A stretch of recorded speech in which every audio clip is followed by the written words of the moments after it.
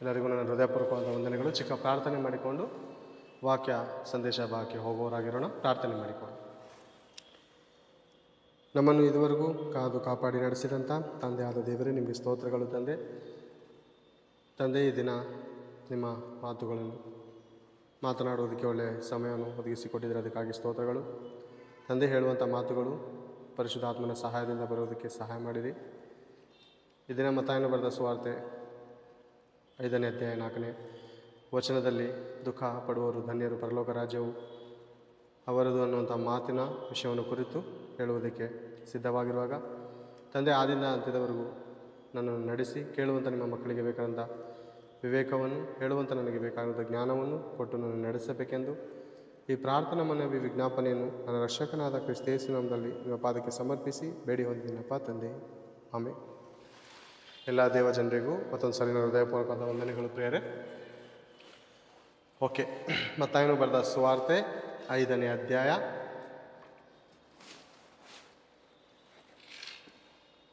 4ನೇ ವಚನದಲ್ಲಿರುವಂಥ ಮಾತಿನ ಭಾವನೆಯನ್ನು ನಾವು ಈ ದಿನ ನೋಡೋರಾಗಿದ್ದೇವೆ ಪ್ರಿಯರೇ. ಮತ್ತಾಯನು ಬರೆದ ಸುವಾರ್ತೆ 5ನೇ ಅಧ್ಯಾಯ 4ನೇ ವಚನ: ದುಃಖ ಪಡುವವರು ಧನ್ಯರು, ಅವರು ಸಮಾಧಾನ ಹೊಂದುವರು. ದುಃಖ ಪಡುವವರು ಧನ್ಯರು, ಅವರು ಸಮಾಧಾನ ಹೊಂದುವರು. ಏನು ಪ್ರಿಯರೇ, ಪ್ರಪಂಚದಲ್ಲಿರುವಂಥ ಮಾನವರನ್ನು ನಾವು ಆಲೋಚನೆ ಮಾಡುವಾಗ ಯಾರಾದರೂ ದುಃಖ ಪಡುವುದಕ್ಕೆ ಇಷ್ಟಪಡ್ತಾರ ಪ್ರಿಯರೇ? ದುಃಖ ಪಡುವುದಕ್ಕೆ ಯಾರಾದರೂ ಇಷ್ಟಪಡ್ತಾರ? ಯಾವಾಗೂ ನಾವು ಸಂತೋಷವಾಗಿರಬೇಕು, ನಮ್ಮ ಕುಟುಂಬದಲ್ಲಿ ಉಲ್ಲಾಸ ಇರಬೇಕು, ಸಂತೋಷ ಇರಬೇಕು, ಸಮಾಧಾನ ಇರಬೇಕು. ಒಳ್ಳೆಯದೇ, ಇಲ್ಲ ಅಂತ ನಾನು ಹೇಳ್ತಾ ಇಲ್ಲ. ಆದರೆ ಈ ದುಃಖದ ಹಿಂದೆ ಒಂದು ಆಶೀರ್ವಾದ ಇದೆ ಪ್ರಿಯರೇ. ಅರ್ಥ ಮಾಡ್ಕೊಳ್ಳೋಣ. ಈ ದುಃಖ ಎಂಬುವಂಥ ಈ ವೇದನೆ ಹಿಂದೆ ಒಂದು ಆಶೀರ್ವಾದ ಅಡಕವಾಗಿದೆ ಪ್ರಿಯರೇ. ಅದು ಯಾರಿಗಾದರೂ ಅರ್ಥ ಆಗ್ತಾ ಇದೆಯಾ ಈ ದಿನ ಪ್ರಿಯರೇ? ಪ್ರಾರ್ಥನೆ ಮಾಡುವಾಗಲೂ ಕೇವಲ ಭೌತಿಕವಾಗಿ ಆಲೋಚನೆ ಮಾಡಿ ಪ್ರಾರ್ಥನೆ ಮಾಡೋರಾಗಿರ್ತೇವೆ. ಆದರೆ ದೇವರ ವಾಕ್ಯ ಈ ರೀತಿ ಹೇಳ್ತಾ ಇದೆ ಅನ್ನುವಾಗ ದುಃಖ ಯಾವಾಗ ಬರುತ್ತೆ ಪ್ರಿಯರೇ? ದುಃಖ ಯಾವಾಗ ಬರುತ್ತೆ? ನಮಗೆಲ್ಲ ಗೊತ್ತಿರುವ ಹಾಗೆ, ರೋಗದಲ್ಲಿದ್ದಾಗ ದುಃಖ, ವೇದನೆ, ಸಂಕಟ. ಸಾಲದಲ್ಲಿದ್ದಾಗ ಭಯಂಕರವಾದ ರೋದನೆಗಳು. ಅವಮಾನಗಳಿದ್ದಾಗ ದುಃಖ ಎಲ್ಲ ಬರುತ್ತೆ ಅಲ್ವಾ? ಅಂದರೆ ಈ ಮೂರನ್ನು ಈ ದಿನ ನಾವು ಆಲೋಚನೆ ಮಾಡೋ ಹೋಗೋಣ. ಒಂದು ದುಃಖವಿರುವಾಗ, ದುಃಖ ಬರೋದು ಎಂಥದಕ್ಕಂದರೆ ರೋಗದಲ್ಲಿದ್ದಾಗ, ಅಥವಾ ಸಾಲದಲ್ಲಿದ್ದಾಗ, ಅಥವಾ ಅವಮಾನದ ಸ್ಥಿತಿಗಳಲ್ಲಿದ್ದಾಗ. ಇಂಥ ಸ್ಥಿತಿಯಲ್ಲಿದ್ದಾಗ ಮನುಷ್ಯನಿಗೆ ಸಮಾಧಾನವಿರಲ್ಲ, ದುಃಖವಿರುತ್ತದೆ. ಅಂದರೆ ದೇವರು ಎಂಥವ್ರನ್ನ ಧನ್ಯರಂತ ಇದ್ದಾರೆ ಅಂದರೆ ಲೋಕ ಆಲೋಚನೆ ಮಾಡುವಂಥ ಆಲೋಚನೆಗಳು ಬೇರೆ ಬೇರೆ. ಲೋಕಕ್ಕೆ ಯಾವತ್ತೂ ದೇವರ ವಾಕ್ಯ ಕಂಪೇರ್ ಮಾಡೋದಕ್ಕೆ ಹೋಗಲೇಬೇಡಿ. ಲೋಕದವರು ಏನಂತಾರೆ ಅಂದರೆ ಎಲ್ಲ ದೇವರುಗಳ ಒಂದೇ ಅಂತಾರೆ. ಆಲೋಚನೆ ಮಾಡೋಣ, ಎಲ್ಲ ದೇವರುಗಳು ಒಂದೇ ರೀ, ಯೇಸು ಸ್ವಾಮಿನೂ ಒಂದೇ, ಅಲ್ಲಾನೂ ಒಂದೇ, ನಮ್ಮ ಹಿಂದೂ ದೇವರುಗಳು ಒಂದೇ ಅಂತ ಹೇಳ್ತಾರೆ. ನಾನು ಹೇಳೋದೇನೆಂದರೆ, ಎಲ್ಲ ದೇವರು ಒಂದಾಗಿದ್ದರೂ ಅದರಲ್ಲಿ ಯೇಸು ಕ್ರಿಸ್ತನನ್ನು ಸೇರಿಸ್ಬೇಡಿ. ಎಲ್ಲರೂ ಒಂದು ಅನ್ಕೋತೀರಾ, ನೀವು ಅಂದ್ಕೊಳ್ಳಿ, ಪರವಾಗಿಲ್ಲ. ಅದರಲ್ಲಿ ಯೇಸು ಕ್ರಿಸ್ತನ ಮಾತ್ರ ಆ್ಯಡ್ ಮಾಡೋಕ್ಕೆ ಹೋಗಬೇಡಿ. ಯಾಕಂದರೆ ಯೇಸು ಕ್ರಿಸ್ತನು ಪರಿಶುದ್ಧನು. ಪರಿಶುದ್ಧನು ಅನ್ನುವಂಥ ಮಾತಿಗೆ ಅರ್ಥ ಗೊತ್ತಾ? ಭಯಂಕರ ಕೊಚ್ಚೆಯಲ್ಲಿ ಮೋರಿಗಳ ನೀರು ಫಿಲ್ಟ್ರಿಗೆ ಬಂದು ಶುದ್ಧ ಮಾಡಿ ಕಾಯಿನ್ ಹಾಕಿರ್ತಾರೆ, ಕಾಯಿನ್ ಬಾಕ್ಸ್ ಹತ್ರ ಮೇಲಡೆ ಹಾಕಿರ್ತಾರೆ, ದೊಡ್ಡದಾಗಿ ಶುದ್ಧ ಕುಡಿಯುವ ನೀರು. ಅದು ಪ್ಯೂರ್ ಶುದ್ಧನ? ಆಲೋಚನೆ ಮಾಡಿ, ಪ್ಯೂರ್ ಶುದ್ಧನ ಅದು? ಇಲ್ಲ. ಕೊಳಕಿಂದ ಮಿಶ್ರಣವನ್ನು ಮಾಡಿ ಅದಕ್ಕೆ ಒಂದು ಬಣ್ಣವನ್ನು ಹಾಕಿ ಅದು ಬಿಳಿದಾಗಿ ಕಾಣುವ ರೀತಿಯಲ್ಲಿ ಬಂದಿದೆ ಮನುಷ್ಯನ ಮೇಲೆ. ಓಕೆನಾ? ಇದನ್ನ ನೀರುಗಳ ಮೂಲಕನೂ ರೋಗಗಳು ಪ್ರೇರೆ, ನೀರುಗಳ ಮೂಲಕನೂ ಮಿನರಲ್ ಇಲ್ಲ ಪ್ರೇರೆ. ಅಂದರೆ ಅದರಲ್ಲೊಂದು ಶಕ್ತಿ ಇಲ್ಲ, ಅದರ ಶಕ್ತಿನ ಕಳ್ಕೊಬಿಟ್ಟಿದೆ ಪ್ರೇರೆ ನೀರು ಕೂಡ. ಅಂದರೆ ಇದು ಪರಿಶುದ್ಧ ಅಲ್ಲ. ಕೊಳಚೆಯಿಂದ ಶುದ್ಧವಾಗುವಂಥದ್ದು ಪರಿಶುದ್ಧತೆ ಅನ್ನಲ್ಲ, ಪ್ಯೂರಾಗಿ, ಅಂದರೆ ಜನ್ಮರಹಿತ ಪಾಪವಿಲ್ಲದವ ದೇವ ಕುಮಾರನಂದರೆ ಆತನು ಪರಿಶುದ್ಧನು ಒಬ್ಬನೇ ಪ್ರಿಯ. ಎಲ್ಲರೂ ಒಂದು ಅಂದ್ಕೊಂಡಿದ್ರೆ ನೀವು ಅಂದ್ಕೊಳ್ಳಿ ಪರವಾಗಿಲ್ಲ, ಅದರಲ್ಲಿ ಯೇಸು ಕ್ರಿಸ್ತನ ಮಾತ್ರ ಆ್ಯಡ್ ಮಾಡೋಕ್ಕೆ ಹೋಗ್ಬೇಡಿ. ಅರ್ಥ ಆಯ್ತಾ? ಆತನು ಪರಿಶುದ್ಧತೆಯಲ್ಲಿ ಏಕ ದೇವನು, ಪವಿತ್ರನು, ಹೆಣ್ಣಿನ ಆಸೆ ಚಟವಿಲ್ಲದವರು, ಕುಡುಕುತನದ ಚಟ ಮುಂತಾದದಿಲ್ಲದವರು, ಸುಳ್ಳು ಹೇಳುವಂಥ ಚಟವಿಲ್ಲದವರು, ಮೋಸ ಮಾಡುವಂಥ ಚಟವಿಲ್ಲದವರು, ಈ ಎಲ್ಲ ಯಾವ ಸ್ವಭಾವವನ್ನು ಧರಿಸಿಕೊಳ್ಳದಂಥ ದೇವರು ಅಂದರೆ ಆತನು ಯೇಸು ಕ್ರಿಸ್ತನು ಪ್ರಿಯ. ದಯವಿಟ್ಟು ಇನ್ನೊಂದು ಅದಕ್ಕೆ ಆ್ಯಡ್ ಮಾಡೋಕ್ಕೆ ಹೋಗಬೇಡಿ. ನೀವು ಆ್ಯಡ್ ಮಾಡ್ಕೊಳ್ಳಿ, ನೀವು ಎಷ್ಟು ಜನನ ದೇವ್ರು ಮಾಡ್ಕೋತೀರಾ ಮಾಡ್ಕೊಳ್ಳಿ, ಯಾರಿಗೆ ಬೇಕಾದ್ರೂ ಹೋಲಿಸ್ಕೊಳ್ಳಿ. ಯೇಸು ಕ್ರಿಸ್ತನ ಮಾತ್ರ ಎಲ್ಲದರಲ್ಲೂ ಒಂದು, ಆತನು ಕೃಷ್ಣ ಅಂತ ಯಾವುದೇ ಕಾರಣಕ್ಕೂ ಹೋಲ್ಸಕ್ಕೆ ಹೋಗಬೇಡಿ. ನಾನು ಯಾರ ದೇವ್ರ ಬಗ್ಗೆನೂ ನಾನು ಹೇಳೋಣ ಮಾಡ್ತಾ ಇಲ್ಲ. ಆದರೆ ಯೇಸು ಕ್ರಿಸ್ತನ ಮಾತ್ರ ಅದಕ್ಕೆ ಆ್ಯಡ್ ಮಾಡೋಕ್ಕೆ ಹೋಗಬೇಡಿ. ಒಳ್ಳೆಯದಾ? ಒಳ್ಳೆಯದು, ಓಕೆನಾ? ದೇವ್ರ ವಾಕ್ಯ ಹೇಳುತ್ತೆ, ದುಃಖ ಪಡುವವರು ಧನ್ಯರು, ಅವರು ಸಮಾಧಾನ ಹೊಂದುವರು. ನಾವು ವಾಕ್ಯದಲ್ಲಿ ನೋಡುವಾಗ 12 ಎಂಬುವಂಥ ದೇವಭಕ್ತಳು ಬೇರೆ, ಕ್ರೈಸ್ತರಾದಂಥ ನಾವು ಅರ್ಥ ಮಾಡ್ಕೋಣ. 12 ಎಂಬುವಂಥ ದೇವಭಕ್ತಳು ಮಹಾರೋಧನೆಯಿಂದ, ವೇದನೆಯಿಂದ, ಮಕ್ಕಳಿಲ್ಲದಂಥ ಕಾರಣಕ್ಕೆ ಅನೇಕ ಅವಮಾನಗಳು. ಮನೆ ಕುಟುಂಬದಲ್ಲಿ ಅವಮಾನ ಇರುತ್ತಾ? ಮನೆ ಕುಟುಂಬದಲ್ಲಿ ನಿಮ್ಮನ್ನು ಅರ್ಥ ಮಾಡ್ಕೊಳ್ಳೋರಿಲ್ವಾ? ಇರಲ್ಲ ಪ್ರೇರೆ. ನಿಮ್ಮ ಮನೆ ಕುಟುಂಬದಲ್ಲಿ, ಬೇರೆ ಮನೆ ಕುಟುಂಬದಲ್ಲಿ ಅರ್ಥ ಮಾಡ್ಕೊಳ್ತಾರೋ ಅದು ಬೇರೆ ಪ್ರಶ್ನೆ ಬೇರೆ. ಸ್ವಂತ ಮನೆಯಲ್ಲಿ, ಸ್ವದೇಶದಲ್ಲಿ, ಸ್ವಂತ ಜನರ ಮಧ್ಯದಲ್ಲಿ ಅವಮಾನ ಇರುತ್ತಾ? ಖಂಡಿತ ಅವಮಾನ ಇರುತ್ತೆ. ಖಂಡಿತ ಅವಮಾನ ಇರುತ್ತೆ ಬೇರೆ. ನಾವು ಯೇಸು ಕ್ರಿಸ್ತನ ನೋಡಿ ನಾವು ಅರ್ಥ ಮಾಡ್ಕೋಬೋದು. ಸ್ವದೇಶದಲ್ಲಿ, ಸ್ವಂತ ಊರಲ್ಲಿ, ಸ್ವಂತ ಜನರ ಮಧ್ಯದಲ್ಲಿ ಅವಮಾನ ನಿಂದೆಗಳು ಉಂಟಾ ಅಂದರೆ ಖಂಡಿತ ಇರುತ್ತೆ. ಹನ್ನಳಿಗೆ ಪಿನೆಯಾಸಳು ಎನ್ನುವಂಥ ಮತ್ತೊಂದು ಹೆಂಡತಿ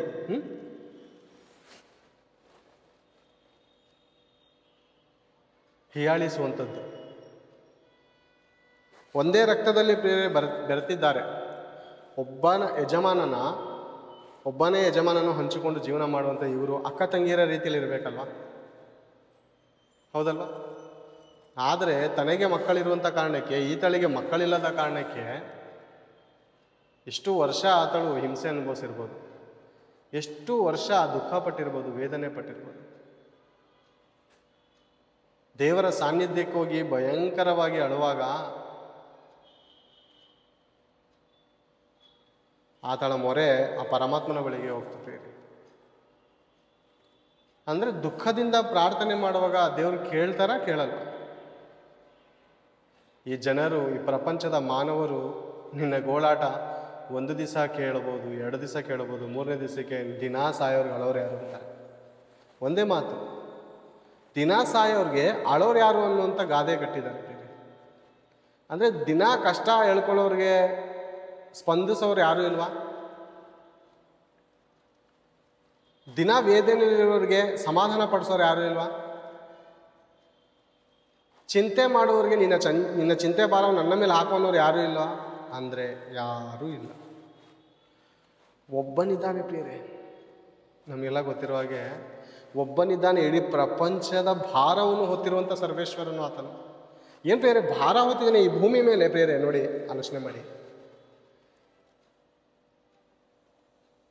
ಭೂಮಿ ಶೂನ್ಯದಲ್ಲಿದೆ, ಅರ್ಥ ಮಾಡ್ಕೊಳ್ಳಿ. ಭೂಮಿ ಶೂನ್ಯದಲ್ಲಿರುವಾಗ ಇದನ್ನು ಹಿಡಿದವ್ರು ಯಾರು ಇದ್ದಾರೆ, ಅವ್ರು ನಿಮ್ಗೆ ಕಾಣ್ತಾ ಇಲ್ಲ. ಆಲೋಚನೆ ಮಾಡಿ. ಒಂದು ಚೂರು ತಲೆಗೆ ಮೇಂಡಿಗೆ ಕೆಲಸ ಕೊಡಿ. ಏನು ಬೇರೆ ಏನಿರ್ಬೋದು? ನಮ್ಮ ಬಳಿಯಲ್ಲಿ ಈ ಒಂದು ಭಾಷಣಿಗೆ ಇದೆ. ಇದನ್ನು ಹಿಡಿದಿರುವಂಥ ಮನುಷ್ಯನ ನಾನಿದ್ದೇನೆ. ಇವಾಗ ದೇವರು ಯಾರು? ಆತ್ಮಸ್ವರೂಪನು. ದೇವರು ಮಾನವರ ಹಾಗೆ ದೇಹವಿಲ್ಲ ಪ್ರೇರೆ, ದೇಹ ಇಲ್ಲ. ದೇವರು ಅಂದರೆ ಮೊದಲದಾಗಿ ಅರ್ಥ ಮಾಡ್ಕೋಬೇಕು. ಅಂದರೆ ದೇಹವಿಲ್ಲದವನು, ವಾ ಅಂದರೆ ವರ್ಣಿಸಲಾಗದವನು, ರು ಅಂದರೆ ರೂಪವಿಲ್ಲದವನು.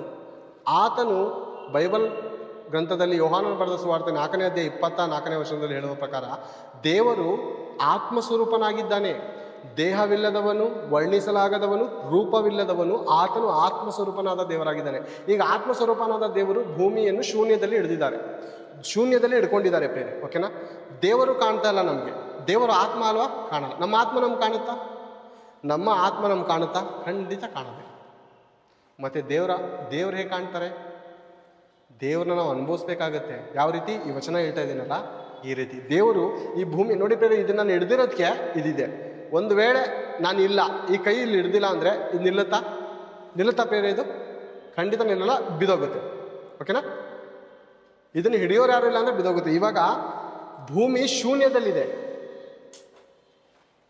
ನೀವು ವಿಜ್ಞಾನಿಗಳನ್ನ ವಿಚಾರಿಸಿ, ಈ ಭೂಮಿ ಶೂನ್ಯದಲ್ಲಿದೆ, ಇದನ್ನು ದೇವರು ತೂಗ ಹಾಕಿದ್ದಾರೆ. ದೇವರು ಭೂಮಿಯನ್ನು ತೂಗ ಹಾಕಿದ್ದಾರೆ ಪ್ರಿಯರೇ. ಆಲೋಚನೆ ಮಾಡಿ ದೇವರ ಶಕ್ತಿ. ತೂಗ ಹಾಕಿರುವಂಥ ದೇವರು ಈ ಭೂಮಿ ಮೇಲೆ ನಾವು ಜೀವಿಸ್ತಾ ಇದ್ದೀವಿ. ಓಕೆನಾ? ಇವಾಗ ದೇವರು ಹಿಡಿದಿದ್ದಾರೆ ಈ ಭೂಮಿಯನ್ನು. ಈ ಭೂಮಿ ಮೇಲೆ ಇರುವಂಥ ಸರ್ವ ಪದಾರ್ಥಗಳೆಲ್ಲ ದೇವರಿಗೆ ಭಾರ ತಾನೆ? ದೇವರಿಗೆ ಕೆಪಾಸಿಟಿ ಇಲ್ವಾ? ಭೂಮಿ ಶೂನ್ಯದಲ್ಲಿದೆ, ಭೂಮಿ ಒಳಗಡೆ ನಾವಿದ್ದೇವೆ. ಓಕೆನಾ? ಬ್ಯಾಗ್ ಇರುತ್ತೆ ಬೇರೆ, ಬ್ಯಾಗ್ನ ತಗೊಂಡು ಸ್ಕೂಲ್ ಬ್ಯಾಗು ಮಗು ಎಲ್ಲ ಹೋಗ್ತಾರೆ. ಬ್ಯಾಗ್ ಒಳಗಡೆ ಸಾಮಾನೆಲ್ಲ ಇದೆ, ಪೆನ್ನೆಲ್ಲ ಇದೆ, ಜಾಮಿಟ್ರಿ ಬಾಕ್ಸ್ ಎಲ್ಲ ಇದೆ. ಇವಾಗ ಹೊರ್ತಿರೋರು ಯಾರು? ನಿಮ್ಮ ಮಗನು, ನಮ್ಮ ಮಗನು. ಓಕೆನಾ? ಹೊರ್ತಾ ಇದೆ. ಒಳಗಡೆ ಏನಿದೆ? ಬುಕ್ಸು ಎಲ್ಲ ಇದೆ. ಇದ್ರ ಭಾರ ಎಲ್ಲ ಯಾರ ಮೇಲೆ ಬೀಳುತ್ತೆ? ಬ್ಯಾಗ್ ಮೇಲೆ ಬೀಳುತ್ತಾ ಅಥವಾ ಬ್ಯಾಗ್ನ ಹೊತ್ತಿರೋಂಥ ನಿಮ್ಮ ನಮ್ಮ ಮಗನ ಮೇಲೆ ಬೀಳುತ್ತಾ? ನಿಮ್ಮ ನಮ್ಮ ಮಗನ ಮೇಲಲ್ವಾ? ಹೌದಲ್ವ? ಇನ್ನೊಂದು ವಿಷಯ ಹೇಳ್ತೀನಿ. ಪ್ರಯಾಣ ಮಾಡುವಂಥ ಆಟೋ ಇರುತ್ತೆ. ಓಕೆನಾ? ಆಟೋ ಇರುತ್ತೆ. ಸುಮಾರು 5 ಜನ ಇರ್ತಾರೆ.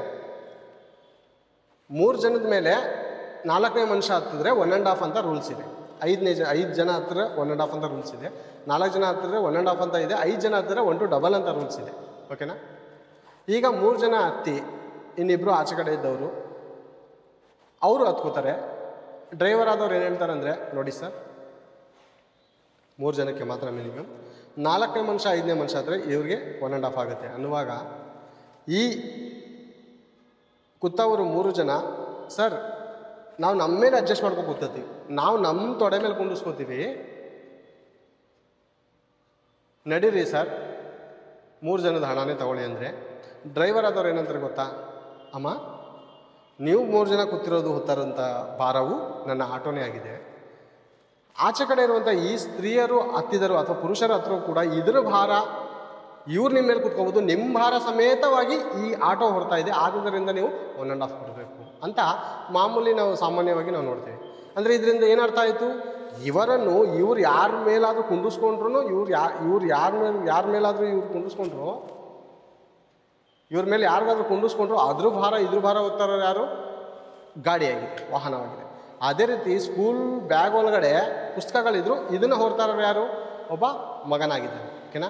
ಈಗ ಭೂಮಿಯ ಒಳಗಡೆ ನಾವಿದ್ದೇವೆ. ಈ ಭೂಮಿಯನ್ನು ದೇವರು ಶೂನ್ಯದಲ್ಲಿ ತೂಗ ಹಾಕಿರುವಾಗ ಈ ಭೂಮಿ ಸಮೇತ ನಮ್ಮನ್ನು ಸಮೇತ ಒಬ್ಬರು ಹೊರತಾರಂಥ ಪರಮಾತ್ಮರಿದ್ದಾರೆ ಪ್ರೇರೆ. ಆಲೋಚನೆ ಮಾಡೋಣ.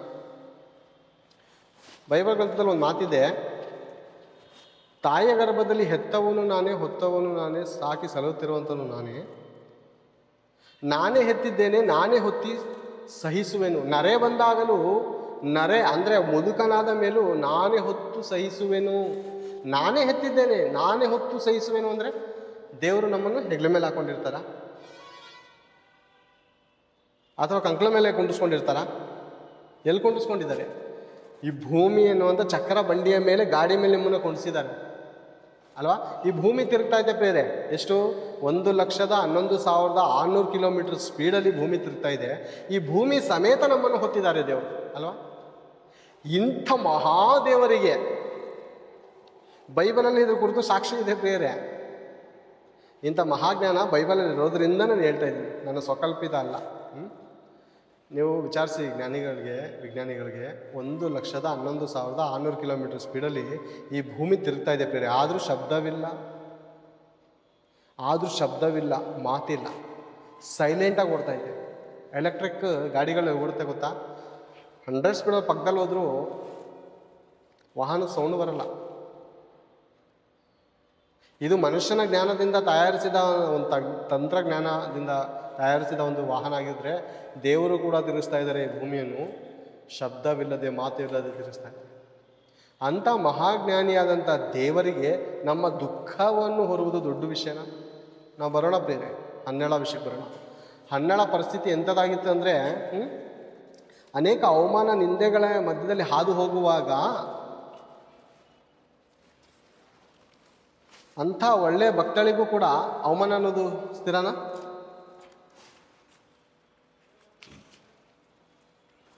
ಒಂದ್ಸರಿ ನೋಡಿ, ಮೊದಲನೇ ಸಾಮುವೇಲ 1ನೇ ಅಧ್ಯಾಯ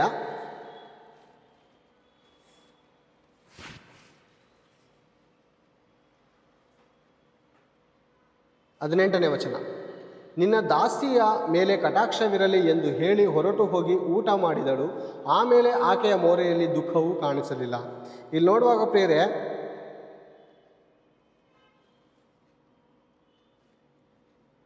12ನೇ ವಚನದಿಂದ ನೋಡುವಾಗ, ಆಕೆಯು ಬಲು ಹೊತ್ತಿನವರೆಗೆ ಯೆಹೋವನ ಮುಂದೆ ಪ್ರಾರ್ಥನೆ ಮಾಡುತ್ತಿರುವಾಗ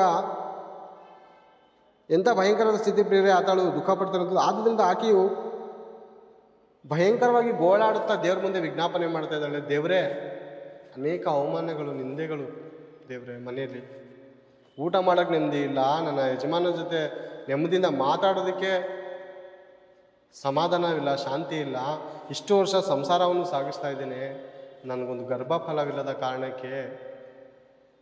ಈ ಲೋಕದ ದೃಷ್ಟಿಯಲ್ಲಿ ಏನಂತಾರೆ, ಸವತಿ ಅಂದರೆ ಗಂಡನಿಗೆ ಇಬ್ಬರು ಹೆಂಡತಿರಿದ್ದರೆ ಮತ್ತೊಬ್ಬಳು ಏನಾಗ್ತಾಳೆ, ಸವತಿ ಅಂತಾರೆ.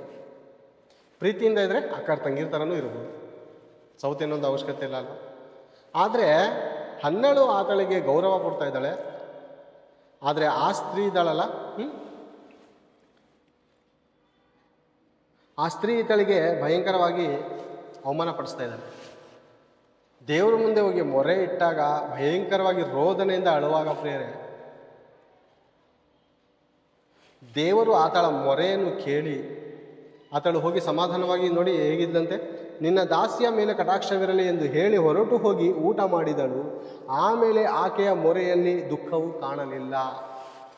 ಅಂದರೆ ದುಃಖ ಪಟ್ಟರೆ ಸಮಾಧಾನ ಇರುತ್ತೆ ಪ್ರೇರೆ, ಅರ್ಥ ಮಾಡ್ಕೊಳ್ಳಿ ಪ್ರೇರೆ. ಸಮಾಧಾನ ಡೈರೆಕ್ಟಾಗಿ ನಾವು ಅನುಭವಿಸಿದ್ರೆ ಆ ಸಮಾಧಾನಕ್ಕೆ ಬೆಲೆ ಇರಲ್ಲ, ಅರ್ಥ ಮಾಡ್ಕೊಳ್ಳೋಣ. ಕಷ್ಟ ಪಡದೆ ಸುಖವನ್ನು ಅನುಭವಿಸಿದ್ರೆ ಆ ಸುಖಕ್ಕೆ ನಮ್ಮ ಹತ್ರ ವ್ಯಾಲ್ಯೂಯೇಷನ್ ಇರಲ್ಲ, ಬೆಲೆ ಇರಲ್ಲ. ಕೆಲವರು ಕಷ್ಟಪಟ್ಟು ಸಂಪಾದನೆ ಮಾಡ್ತಾರೆ, ಸುಲಭವಾಗಿ ಖರ್ಚು ಮಾಡೋದಕ್ಕೆ ಇಷ್ಟಪಡಲ್ಲ. ಒಂದು ಗಾರೆ ಕೆಲಸ ವ್ಯಕ್ತಿನ ನೋಡಿ ಬೇರೆ, ಭಯಂಕರ ಬೆಳಗಿಂದ ಕಷ್ಟಪಟ್ಟು ಸಂಜೆವರೆಗೂ ಮರಳನ್ನು ಹೊತ್ತು, ಬಾಣಲಿಯನ್ನು, ಸಿಮೆಂಟನ್ನು ಹೊತ್ತು, ಇಟ್ಟಿಗೆಗಳನ್ನು ಹೊತ್ತು, ಚರ್ಮ ಎಲ್ಲ ಸುಲ್ಕೊಂಡು ಪ್ರೇರೆ ಇರುವಂಥ ಮನುಷ್ಯನು ಸುಲಭವಾಗಿ ಹಣವನ್ನು ಖರ್ಚು ಮಾಡೋದಕ್ಕೆ ಇಷ್ಟಪಡಲ್ಲ ಪ್ರೇರೆ. ಯಾಕಂದರೆ ಕಷ್ಟಪಟ್ಟಿದ್ದಾನೆ. ಮನೆಗೆ ಹೋಗಿ ಊಟ ಮಾಡಿ ಹೆಂಡತಿ ಮಕ್ಕಳ ಜೊತೆ ಆರಾಮಾಗಿರುವಾಗ ಆತನು ಸುಖ ಪಡುವಾಗ ಅನ್ಕೋತಾನೆ, ಅದು ಮರ್ತೋಗುತ್ತೆ, ಆ ದುಃಖ ಮರ್ತೋಗುತ್ತೆ. ಯಾಕೆ ಗೊತ್ತಾ, ದೇವ್ರ ವಾಕ್ಯ ಹೇಳೋದು ಗೊತ್ತಾ, ಸಂಜೆಗೆ ದುಃಖವೆಂಬುದು ಬಂದು ನಿಮ್ಮ ಬಳಿಲಿ ಇಳ್ಕೊಂಡರು, ಮುಂಜಾನೆ ನೀವು ಹರ್ಷದನಿಗೆ ಇರ್ತೀರಿ. ಸಂಜೆಗೆ ದುಃಖ ಬಂದು ನಿಮ್ಮ ಬಳಿಯಲ್ಲಿ ಸ್ಟೇ ಮಾಡಿದ್ರು, ರೆಸ್ಟ್ ಮಾಡಿದ್ರು, ನಿಮಗೆ ಒಂದು ಕ್ಷಣ ದುಃಖ ಅನ್ನಿಸ್ತು, ಆದರೆ ನಿಮ್ಮ ಮುಂದಿನ ಸಮಯ ಇರುತ್ತಲ್ಲ ಅದು ಸುಖಕರವಾಗಿರುತ್ತೆ ಅಲ್ವಾ. ದೇವವಾಕ್ಯ ಅದೇ ಹೇಳ್ತಾ ಇದ್ದಾರೆ, ದುಃಖ ಪಡುವವರು ಧನ್ಯರು, ಸಮಾಧಾನ ಹೊಂದುವರು. ಈಗ 12ಗೆ ಸುಖ ಸಿಕ್ಕಿದೆ, ಸಮಾಧಾನ ಸಿಕ್ಕಿದೆ. ದುಃಖ ಪಟ್ಟದ್ದರಿಂದ ತಾನೇ ಸಾಮೂಹ್ಯನಂಥ ಮಹಾಪ್ರವಾದಿ ಹುಟ್ಟಿದು. ದುಃಖವಿಲ್ಲದೆ, ವೇದನೆ ಇಲ್ಲದೆ, ಸಂಕಟವಿಲ್ಲದೆ ದೇವ್ರ ಬಳಿಯಲ್ಲಿ ಹೋಗಿ ಪ್ರಾರ್ಥನೆ ಮಾಡದೆ ಇರ್ತಾ ಇದ್ರೆ ಸಾಮೂಹ್ಯನ ಚರಿತ್ರೆ ಇರ್ತಾ ಇದ್ದ. ಏನು ಬೇರೆ ಆಲೋಚನೆ ಮಾಡಿ ಬೇರೆ, ಈ ದಿನ ಸ್ವಲ್ಪ ದುಃಖ ಬಂದರೆ, ಕಷ್ಟ ಬಂದರೆ ನಮ್ಮ ಸೇವಕರುಗಳು ಕೂಡ ಏನು ಮಾಡ್ತೀವಿ ಅಂದರೆ, ಈ ಥರ ದುಃಖ ಎಲ್ಲ ಯೇಸು ನಾಮದಲ್ಲಿ ಹೋಗ್ಬಿಡ್ಲಿ ಅಂತ. ಅಲ್ಲಪ್ಪ, ಅದು ದುಃಖ ನಮಗೆ ಸಮಾಧಾನ ಕೊಡುವಂಥದ್ದು, ಮುಂದೆ ನಮಗೆ ಆಶೀರ್ವಾದವಂಥದ್ದು. ಅದು ದೇವರೇನು ಹೇಳ್ತಾ ಇದ್ದಾರೆ, ಯೇಸು ಸ್ವಾಮಿ ಏನು ಹೇಳ್ತಾ ಇದ್ದಾರೆ, ಅರ್ಥ ಆಯ್ತಾಯ್ತಾ? ಕಿವಿ ಇದೆಯಾ? ಕಿವಿ ಇದೆಯಾ ಬೇರೆ? ದುಃಖ ಪಡುವವರು ಧನ್ಯರು ಅಂತ ಅವ್ರು ಹೇಳುವಾಗ, ದುಃಖ ಪಡುವವರು ನೀವು ಶಾಪಗ್ರಸ್ತರು ಅಂತ ನೀವು ಹೇಳ್ತೀರ. ಅಂದರೆ ನಿಮಗೆ ದುಃಖ ಇದೆಯಾ, ವೇದನೆ ಇದೆಯಾ, ಅನೇಕ ಅವಮಾನಗಳಿದೆಯಾ, ಹಂಗಾರೆ ನೀವು ದೇವ್ರ ಮಕ್ಕಳಲ್ಲ ಅನ್ನುವಂಥ ಭಾವನೆಯಲ್ಲಿ ಇವ್ರು ಮಾತಾಡ್ತಾರೆ. ಇಲ್ಲಪ್ಪ, ಇಲ್ಲಮ್ಮ, ನೀನು ಆ ರೀತಿ ಅನ್ಕೋಬೇಡ, ಯಾವ ಸೇವಕನ ಮಾತನ್ನು ಕೇಳಬೇಡ. ದೇವರ ವಾಕ್ಯ ನಿನ್ನ ಮುಂದೆ ಇದೆ, ಯೇಸು ಸ್ವಾಮಿ ನಿನ್ನ ಮುಂದೆ ಇದ್ದಾರೆ. ಅವ್ರು ಏನು ಹೇಳ್ತಾರೋ ಅದನ್ನು ಕೇಳಿದ್ರೆ ನಿಂಗೆ ಸಮಾಧಾನ. ವಾಕ್ಯ ಅದೇ ಅಲ್ವಾ ಹೇಳುತ್ತೆ, ಸತ್ಯವನ್ನು ತಿಳಿದುಕೊಳ್ಳಿರಿ, ಆ ಸತ್ಯವು ನಿಮ್ಮನ್ನು ಬಿಡುಗಡೆ ಮಾಡುವುದಂದರೆ ವಾಕ್ಯದಲ್ಲಿದೆ ಸತ್ಯ. ಕೆಲವು ಸೇವಕರಲ್ಲಿ ಮಾತ್ರ ಸತ್ಯ ಇದೆ. ಎಲ್ಲರೂ ಒಂದೇ ಅನ್ಕೋಬೇಡಿ ಪ್ರಿಯರೇ, ಭಯಂಕರ ಅಲ್ಲೇ ಮೋಸ ಹೋಗೋದು. ಹನ್ನಳ ಜೀವಿತದಲ್ಲಿ ಬಂದಂಥ ದುಃಖ ಭಯಂಕರವಾಗಿದ್ದರು ಆತಳಿಗೆ ಒಂದು ದಿವಸ ಸಮಾಧಾನ ಉಂಟು. ಇಷ್ಟು ಸಂತೋಷದಿಂದ ಮಗುನ ತೆಗೆದುಕೊಂಡು ಹೋಗಿ ಬಿಡ್ತಾ ಇದ್ದಾಳೆ ಪ್ರಿಯ ದೇವ್ರ ಬಳಿಯಲ್ಲಿ. ಎಷ್ಟು ಸಂತೋಷ, ಎಷ್ಟು ಸಮಾಧಾನ ಆತಳ ಜೀವಿತದಲ್ಲಿ ದೇವ್ರು ಕೊಟ್ಟಿದ್ದಾರೆ. ಮುಂದಿನ ವಚನ ನೋಡ್ಕೊಳ್ಳೋಣ. ಎಸ್ತೇರಳ ಗ್ರಂಥ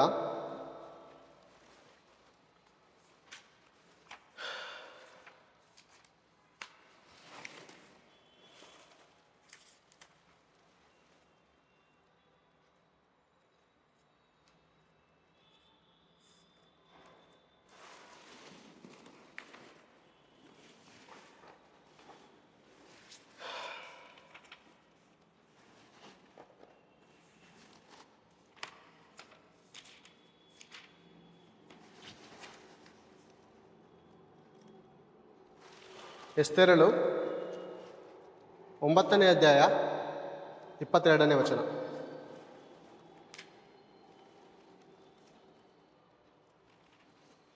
ಒಂಬತ್ತು 22.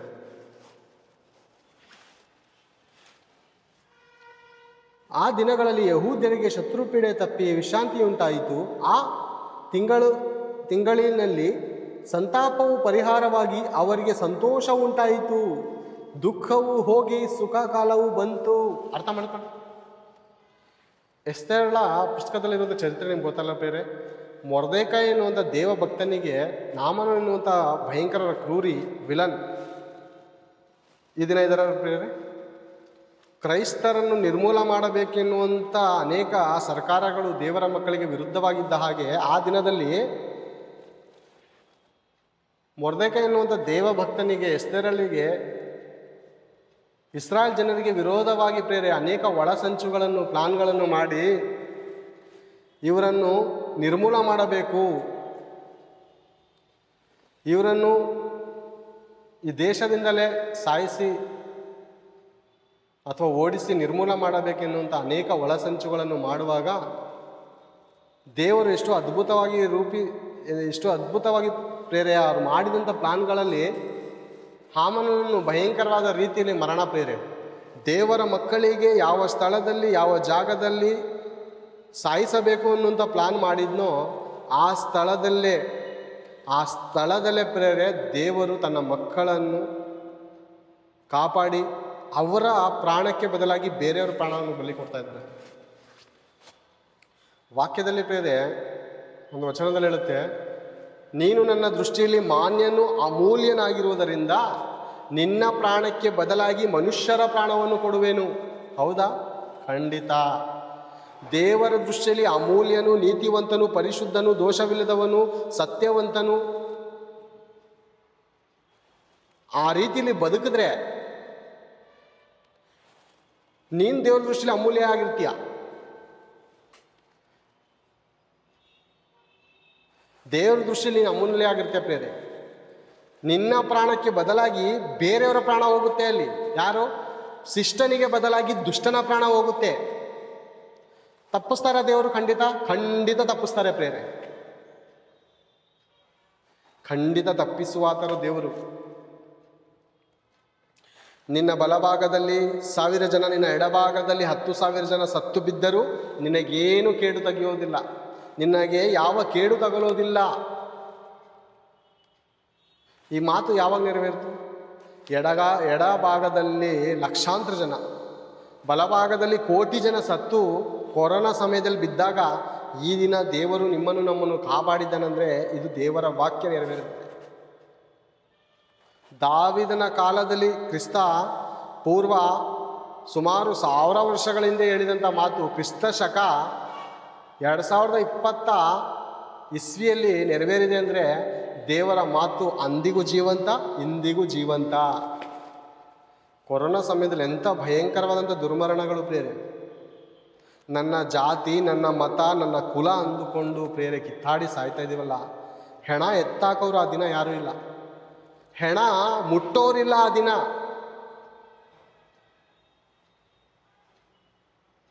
ಅಂತ ಮರಣ ಬರಬೇಕಾ ಪ್ರೇರೆ ತಿರ್ಗಾ? ಏನು ಪ್ರೇರೆ, ಈ ನಡುವೆ ಭಯಂಕರವಾದ ಜಾತಿ ಮತ ಕುಲ ಅಂತ ಹೊಡೆದಾಡಿ ಸಾಯ್ತಾ ಇದ್ದೀವಿ ಪ್ರೇರೆ.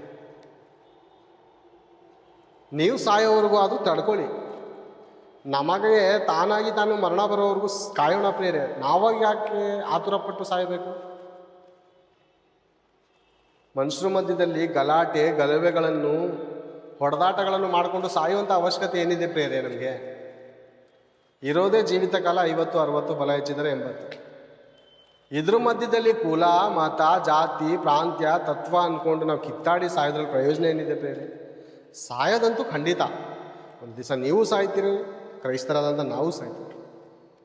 ಬಾವುಟದಲ್ಲಿ ಮಾತ್ರ 3 ಕಲರ್ ಇರುತ್ತೆ, 3 ಬಣ್ಣ ಇರುತ್ತೆ: ಹಸಿರು, ಕೇಸರಿ, ಬಿಳಿ. ಅದರ ಅರ್ಥ ಏನು ಬೇರೆ? ಸ್ವಾತಂತ್ರ್ಯ ದಿನಾಚರಣೆದಂದು ಆ ಬಾವುಟ ಹಾರಿಸ್ತೀವಲ್ವಾ, ಮತ್ತೆಲ್ಲರೂ ಅಣ್ಣ ತಂದಿರ್ತಾರೆ, ಇದೀವ ನಾವು. ಕೇವಲ ಭಕ್ತಿಯ ವೇಷವಿದ್ದು ಅಂದರೆ ನಾವೆಲ್ಲ ಭಾರತೀಯರು ಅನ್ನೋಂಥ ಒಂದೇ ಒಂದು ವೇಷ ಹಾಕೊಳ್ತೀವಿ. ಆ ದಿನ ಬಿಳಿ ಬಟ್ಟೆ ಹಾಕೋತೀವಿ, ವೇಷ ಹಾಕೋತೀವಿ, ಅದು ಅಲ್ಲ, ಬಾವುಟ ಹಾರಿಸ್ತೀವಿ. ಅದನ್ನು ಜೀವಿತದಲ್ಲಿ, ನಮ್ಮ ಜೀವಿತದಲ್ಲಿ ಅದು ನೆರವೇರ್ತಾ ಇದೆಯಾ? ಎಲ್ಲರೂ ಅಣ್ಣ ತಂದಿರ್ತಾರ, ಬದುಕ್ತಾ ಇದೀವ, ಬದುಕೋದಕ್ಕೆ ಬಿಡ್ತಾ ಇದೀವ ನಾವು? ಅಥವಾ ಮನುಷ್ಯರ ಮಧ್ಯದಲ್ಲಿ ಕುತಂತ್ರಗಳನ್ನು ಮಾಡಿ ಕುಲದಿಂದ ಮತದಿಂದ ಮತ್ತೊಂದು ವಿಷಯದಲ್ಲಿ ಪ್ರೇರೆ ಕಿತ್ತಾಡಿ ಸಾಯೋ ರೀತಿಯಲ್ಲಿ ಮಾಡ್ತಾ ಇದ್ದೀವಲ್ಲ, ನಿಜವಾಗ್ಲೂ ನಮ್ಮ ಮಾನವೀಯತೆ ಇದೆಯಾ ಪ್ರೇರೆ? ಏನು ಅಧಿಕಾರದ ದಾಹನ, ಅಧಿಕಾರದ ವ್ಯಾಮೋಹನ? ಎಷ್ಟು ದಿನ ಪ್ರೇರಿ ಅಧಿಕಾರದ ವ್ಯಾಮೋಹ?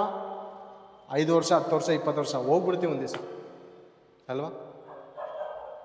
ಕ್ರೈಸ್ತರಾದಂಥ ನಮಗೆ ದೇವರು ಹೇಳುವಂಥ ಮಾತು, ಅನೇಕ ದುಃಖಗಳು ಸಂಕಟಗಳು ನಮ್ಮ ಬಳಿಯಲ್ಲಿ ಬಂದು ಇಳುಕೊಂಡರು, ಅದು ನಮ್ಮ ಸುಖಕ್ಕಾಗಿ ಅಂತೆ. ಆಲೋಚನೆ ಮಾಡೋಣ ಪ್ರೇರೆ, ನಮ್ಮ ಸುಖಕ್ಕಾಗಿ ಅದು. ಏಷಾಯನ ಪ್ರವಾದನೆ ಗ್ರಂಥ ಒಂದು ವಚನವನ್ನು ತೆಗೆದು ನೋಡೋಣ. ಏಷಾಯನ ಪ್ರವಾದನೆ ಗ್ರಂಥ 38ನೇ ಅಧ್ಯಾಯ 17ನೇ ವಚನವನ್ನು ಒಂದು ಸಾರಿ ನೋಡಿಕೊಳ್ಳೋಣ. 17ನೇ ವಚನ: ಆಹಾ, ನಾನು ಪಟ್ಟ ದುಃಖವು ನನ್ನ ಸುಖಕ್ಕಾಗಿಯೇ ಆಯಿತು. ಇದು ಸಂತೋಷವಾಗಿ ಭಕ್ತನು ಹೆಚ್ಚಳ ಪಡ್ತಾ ಇದ್ದಾರೆ. ನಾನು ಒಂದು ದಿವಸ ದೇವರನ್ನು ಕಂಡುಕೊಳ್ಳದೆ ಲೋಕದಲ್ಲಿ ಅನೇಕ ದುಃಖಕರವಾದಂಥ ಪರಿಸ್ಥಿತಿಗಳನ್ನು ಹಾದು ಹೋದದ್ದು, ಜನರು ನನ್ನನ್ನು ತಿರಸ್ಕರಿಸಿದ್ದು, ನನ್ನಲ್ಲಿರುವಂಥ ಹಣ ಆಸ್ತಿ ಮನೆಯನ್ನು ಎಲ್ಲವನ್ನು ಕಳಕೊಂಡಿದ್ದು ನನ್ನ ಸುಖಕ್ಕಾಗಿಯೇ. ನೀವು ಯಾವ ರೀತಿ ಹೇಳ್ಕೊತೀರ ಹೇಳ್ಕೊಳ್ಳಿ, ನಾನು ಹೇಳ್ತಾ ಇರೋದು. ನನಗೆ ಒಂದು ದಿವಸ ಸಾಹುಕಾರು, ನಾವು ಒಂದು ದಿವಸ 3 ಹೋಟೆಲ್ 6 ಆಟೋಗಳು ಬಾಡಿಗೆಗೆ ಬಿಟ್ಟಂಥ ಉನ್ನತ ಸ್ಥಿತಿಯಲ್ಲಿದ್ದಂಥ ನಾನು ಹೇಳ್ತೀನಿ, ನಾನು ಡಾಬಾ ಹೋಟೆಲ್ ಮನೆ ಇದೆಲ್ಲ ಕಳ್ಕೊಂಡು 6 ಆಟೋ ಇತ್ತು, ಅದು ಕಳ್ಕೊಂಡು 20 ಜನ ಕೆಲಸದ ಆಳಿದ್ರು. ಲಾಸ್ಟ್ಗೆ ನಾನೇ ಕೆಲಸ ಮಾಡುವಂಥ ಪರಿಸ್ಥಿತಿಗೆ ಬಂದದ್ದು ನನ್ನ ಸುಖಕ್ಕಾಗಿಯೇ. ಒಂದು ವೇಳೆ ಆ ಸ್ಥಿತಿಯಲ್ಲಿ ನಾನು ಇರ್ತಾ ಇದ್ದರೆ, ಮೊನ್ನೆ ನಮ್ಮ ಸಹೋದರ ನಾವೆಲ್ಲ ಮಾತಾಡ್ಕೋತಾ ಇದ್ದೋ, ಒಂದು ವೇಳೆ ನಾನು ಆ ಸ್ಥಿತಿಲಿ ಇರ್ತಾ ಇದ್ರೆ ಇವತ್ತು ದೇವ್ರನ್ನ ನಾನು ಕಂಡ್ಕೊಳಕ್ಕಾಗ್ತಾ ಇರಲಿಲ್ಲ. ಆಲೋಚನೆ ಮಾಡೋಣ. ದಾವೀದನು ಏನು ಹೇಳ್ತಾನೆ ಗೊತ್ತಾ? ನಾನು ದೇಶಭ್ರಷ್ಟನಾಗಿ ಅಲೆದದ್ದು, ನಾನು ದುಃಖಪಟ್ಟಂಥ ಕಣ್ಣೀರು ನಿನ್ನ ಬುದ್ದಲಿಯಲ್ಲಿ ಇದೆ. ದೇವರೇ, ನೀನು ನನ್ನ ಕಣ್ಣೀರನ್ನು ಬುದ್ದಲಲ್ಲಿ ಇಟ್ಟಿದ್ದೀಯಾ, ಜೋಪಾನವಾಗಿ ಇಟ್ಟಿದ್ದೀಯಾ. ನಾನು ದೇಶಭ್ರಷ್ಟನಾಗಿ ಅಲೆದದ್ದು ಈ ದಿನದ ಸುಖಕ್ಕಾಗಿಯೇ. ಲಕ್ಷಾಂತರ ರೂಪಾಯಿ ನನಗೆ ಹಣ ಮೋಸ ಮಾಡಿದ್ದು ಈ ದಿನ ನನಗೆ ಸುಖಕ್ಕಾಗಿ. ಎಲ್ಲರೇ ಗೂಂಡನಾಗಿ, ಪೋಲಿಯಾಗಿ, ಫರೌಡಿಯಾಗಿ ಜೈಲಲ್ಲಿ ಇರ್ತಾ ಇದೆ ಪ್ರೇರಣೆ.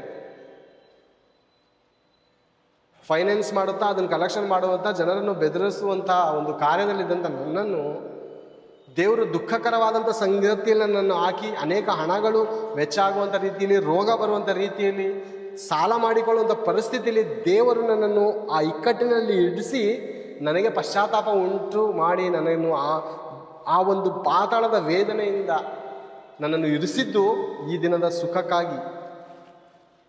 ನಿಜ ಪ್ರೇರೆ, ದೇವರ ಪ್ಲಾನು ದೊಡ್ಡ ಆಶ್ಚರ್ಯಕರವಾಗಿರುತ್ತೆ. ನಾವು ಚಿಕ್ಕದಾಗಿ ಯೋಚನೆ ಮಾಡ್ತಿರ್ತೇವೆ ದೇವ್ರ ಬಗ್ಗೆ. ತುಂಬ ಸಣ್ಣ ಬುದ್ಧಿ ನಮ್ಮದು. ಏನಂದರೆ, ಸ್ವಲ್ಪ ದುಃಖ ಬಂದರೆ ತಡ್ಕೊಳ್ಳಲ್ಲ, ಅವಮಾನ ಬಂದರೆ ತಡ್ಕೊಳ್ಳಲ್ಲ. ಈಗಲೂ ಕೆಲವರು ಪ್ರಾರ್ಥನೆ ರಿಕ್ವೆಸ್ಟ್ ಕೊಡ್ತಾ ಇರ್ತಾರೆ ಪ್ರೇರೆ, ನನಗೆ 5 ಲಕ್ಷ ಯಾರೋ ಮೋಸ ಹೋಗ್ಬಿಟ್ಟವ್ರೆ, ಕೊಡೋದಕ್ಕೋಸ್ಕರ ಪ್ರಾರ್ಥನೆ ಮಾಡಿ, ಮನೆ ಕಟ್ಟಬೇಕು ಇದಕ್ಕೋಸ್ಕರ ಪ್ರಾರ್ಥನೆ ಮಾಡಿ. ಮತ್ತು ಏನು ಪ್ರೇರೆ ಇದು? ದುಃಖ ಪಡುವವರು ಧನ್ಯರು ಅಂತ ದೇವರು ಹೇಳ್ತಾರೆ. ನೀನು ದುಃಖ ಪಡದೆ, ದುಃಖ ತಡ್ಕೊಳಕ್ಕಾಗದಂಥ ಕೆಪಾಸಿಟಿ ನಿನಗಿರ್ದು ಯಾವಾಗೂ ಸಂತೋಷವಾಗಿರಬೇಕು, ಮನೆ ಕಟ್ಕೋಬೇಕು, ಬಂಗ್ಲೆ ಕಟ್ಕೋಬೇಕು, ಕಾರ್ ತಗೋಬೇಕು, ನನಗೆ ಕೊಟ್ಟರಂಥ ಎಲ್ಲ ಸಾಲಗಾರ ವಾಪಸ್ ಕೊಡಬೇಕು ಅನ್ನೋದು ಆಸೆ ನನಗೆ.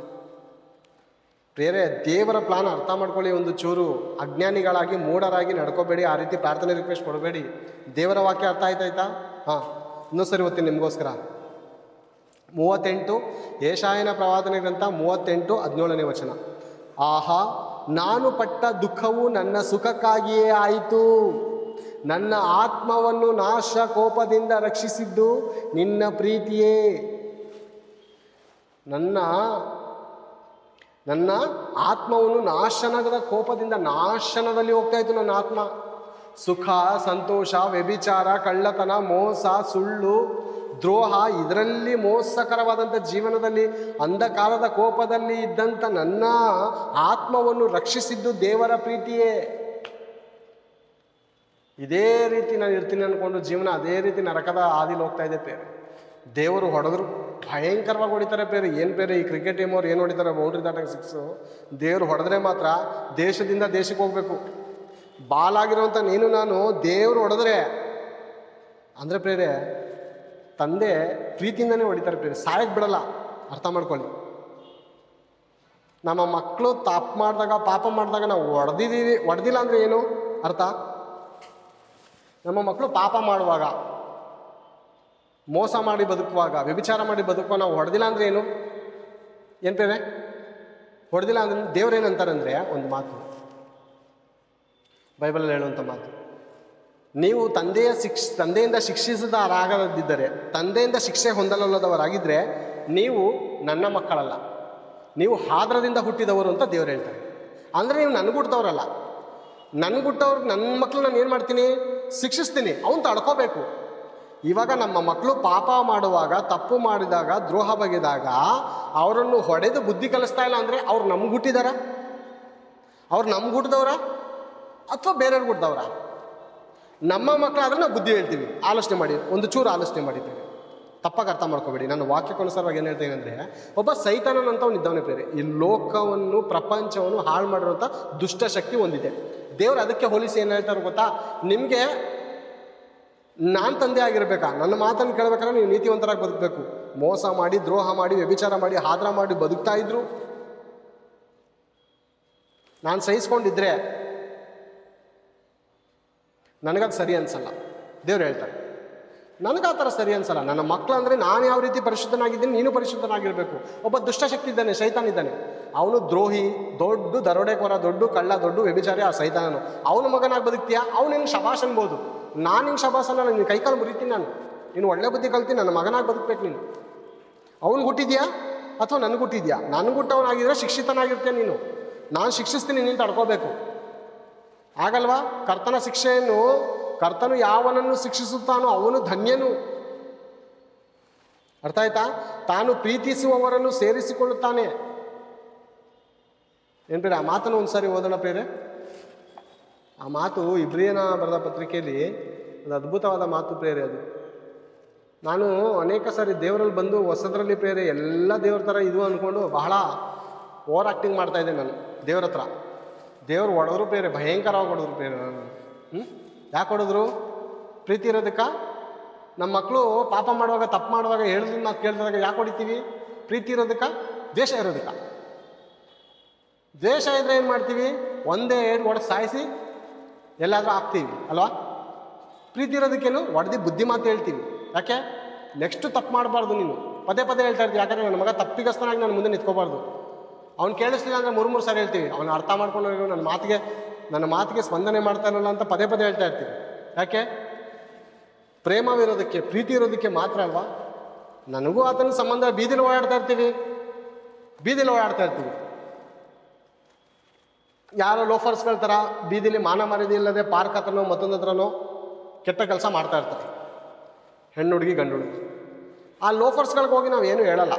ಏನರಪ್ಪ ಮಾನ ಮರ್ಯಾದಿಂದ ಬದುಕಿ 4 ಜನ ನೋಡಿದವ್ರು, ನಿಮ್ಮನ್ನು ನೋಡಿದ್ರೆ 4 ಜನ ಹಾಳಾಗೋಯ್ತವ್ರೆ, ನಮ್ಮ ಹೆಂಡತಿ ಮಕ್ಕಳು ನೋಡಿ ಬೀದಿ ಕರ್ಕೊ ಹೋಗ್ತಾ ಇದ್ದೀವಿ, ನಿಮ್ಮಂಥವ್ರು ನೀಚ ಬುದ್ಧಿ ನೋಡಿದ್ರೆ ಅವರು ಹಾಳಾಗುವಂಥ ಪರಿಸ್ಥಿತಿ ಇರ್ತದೆ ಅಂತ ಹೇಳಕ್ಕೆ ಹೋಗಲ್ಲ ಅಲ್ವಾ? ಇವಾಗ ಅವ್ರ ಜಾಗದಲ್ಲಿ ನಮ್ಮ ಮಕ್ಕಳಿದ್ರೆ ಏನು ಮಾಡ್ತೀವಿ? ಬುದ್ಧಿ ಮಾತು ಹೇಳ್ತೀವ? ಚಪ್ಪಲಿ ಎತ್ಕೊಂಡು ಹೊಡೆದವ್ರಿಗೂ ಕರ್ಕೊಬತ್ತೀವ? ನಮ್ಮನೆ ಹೆಣ್ಮಗು ಆಗಿದ್ರೆ? ಹೌದಾ? ನಮ್ಮ ಮಕ್ಕಳನ್ನ ನಾವು ಪ್ರೀತಿಸ್ತಾ ಇದ್ದೀವಿ, ಅವ್ರು ಎಲ್ಲೋ ಹೋಗ್ತಾ ಇದ್ದೀವಿ, ಎಲ್ಲಿ ಬರ್ತಾ ಇದ್ದಾರೆ ಅಂತ ನಾವು ಗಮನಿಸ್ತೀವ?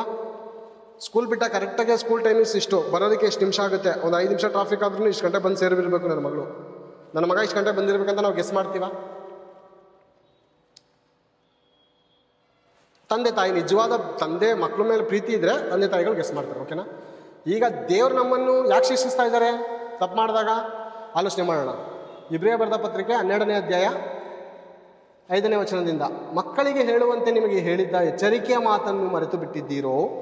ಏನೆಂದರೆ, ಮಗನೇ, ಕರ್ತನ ಶಿಕ್ಷೆಯನ್ನು ತಾತ್ಸಾರ ಮಾಡಬೇಡ, ಕೇರ್ಲೆಸ್ ಮಾಡಬೇಡ. ಆತನು ನಿನ್ನನ್ನು ಗದರಿಸುವಾಗ ಬೇಸರಗೊಳ್ಳಬೇಡ. ಮಕ್ಕಳಿಗೆ ಬುದ್ಧಿ ಮಾತು ಹೇಳಿದಾಗ ಏನು ಮಾಡಬೇಕು? ಬೇಸರ ಮಾಡ್ಕೋಬೇಕಾ, ಸಂತೋಷ ಪಡಬೇಕಾ? ಎಂತಕ್ಕೆ ಹೇಳ್ತಾ ಇದೀವಿ ನಮ್ಮ ಮಕ್ಳಿಗೆ ನಾವು? ಪ್ರೇರೆ, ಇಂಥ ಕೆಲಸ ನೀನು ಮಾಡು, ಇಂಥ ಕೆಲಸ ಮಾಡಬಾರ್ದಂತ ಪ್ರೀತಿ ಇರೋದಕ್ಕೆ ಹೇಳ್ತಾ ಇದೀವ? ಅಥವಾ ನಾವು ಜೀವನನೂ ಕಳೆದಿಲ್ವ? ನಾವು ತಪ್ಪು ಮಾಡಿ ಶಿಕ್ಷೆ ಹೊಂದಿದ್ದೀವಿ, ಶಿಕ್ಷಿತರಾಗಿದ್ದೀವಿ. ಒಂದು ಕಾಲದಲ್ಲಿ ನಾವು ಸ್ಟೂಡೆಂಟ್ಗಳು, ಮೇಷ್ಟ್ರುಗಳು ಒದೆ ತಿಂದಿದ್ದೀವಿ. ಓಕೆನಾ? ಈಗ ನಾವು ಮೇಷ್ಟ್ರ ಸ್ಥಾನದಲ್ಲಿರುವಾಗ ನಮ್ಮ ಮಕ್ಕಳಿಗೆ ಯಾವ ಪಾಠ ಹೇಳ್ಕೋಬೇಕು? ನೀತಿಯ ಪಾಠ ಹೇಳಬೇಕು. ಯಾಕಂದ್ರೆ ನಿನಗೆ ಏಟು ಬೀಳುತ್ತೆ. ನೀನು ಮಾಡ್ದಲ್ಲಿ ಹೋದರೆ ಮಗನೇ ನಿನ್ಗೆ ಏಟು ಬೀಳುತ್ತೆ. ಜಾಗ್ರತೆ ಪಡು. ನೀನು ಸರಿಪಡಿಸ್ಕೊ ಮಗನೇ, ಹಿಂಗೆ ಮಾಡಬೇಡ, ಖಂಡಿತ ಪೆಟ್ಟು ಬೀಳುತ್ತೆ. ನಾನು ತಿಂದಿದ್ದೀನಿ, ನಾನು ಒದೆ ತಿಂದಿದ್ದೀನಿ. ಹೌದಲ್ವ? ಅದಕ್ಕೆ ದೇವ್ರು ಹೇಳ್ತಾರೆ, ಮಗನೇ, ಕರ್ತನ ಶಿಕ್ಷೆಯನ್ನು ತಾತ್ಸಾರ ಮಾಡಬೇಡ. ಆತನು ನಿನ್ನನ್ನು ಗದರಿಸುವಾಗ ಬೇಸರಗೊಳ್ಳಬೇಡ. ಗದರಿಸುವಾಗ ಏನು ಗದರಿಸ್ತಾರೆ? ನಮ್ಮ ಮಕ್ಕಳಂತಲ್ಲ ಅವ್ರು ಗದರಿಸೋದು. ನನ್ನ ಮಗ ಬುದ್ಧಿ ಕಲಿತು ನೀತಿ ನ್ಯಾಯದ ಮಾರ್ಗದಲ್ಲಿ ನಡೀಲಿ ಅಂತ ದೇವರು ಗದರಿಸೋದಲ್ವಾ? ಗದರಿಸೋದಂದ್ರೆ ಅನೇಕ ರೋಗಗಳ ಮೂಲಕ, ಸಾಲಗಳ ಮೂಲಕ, ಅವಮಾನಗಳ ಮೂಲಕ ದೇವರು ನಮ್ಮನ್ನು ಗದರಿಸ್ತಾರೆ. ಆ ಶಿಕ್ಷೆಯನ್ನು ನಾವು ತಾತ್ಸಾರ ಮಾಡಬಾರ್ದು, ಬೇರೆ ಕೇರ್ಲೆಸ್ ಮಾಡಬಾರ್ದು.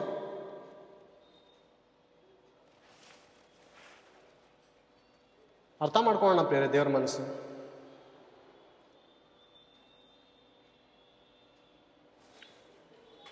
ಕರ್ತನು ತಾನು ಪ್ರೀತಿಸುವವನನ್ನೇ ಶಿಕ್ಷಿಸುತ್ತಾನೆ, ತಾನು ಸೇರಿಸಿಕೊಳ್ಳುವ ಪ್ರತಿಯೊಬ್ಬ ಮಗನನ್ನು ಹೊಡೆಯುತ್ತಾನೆ.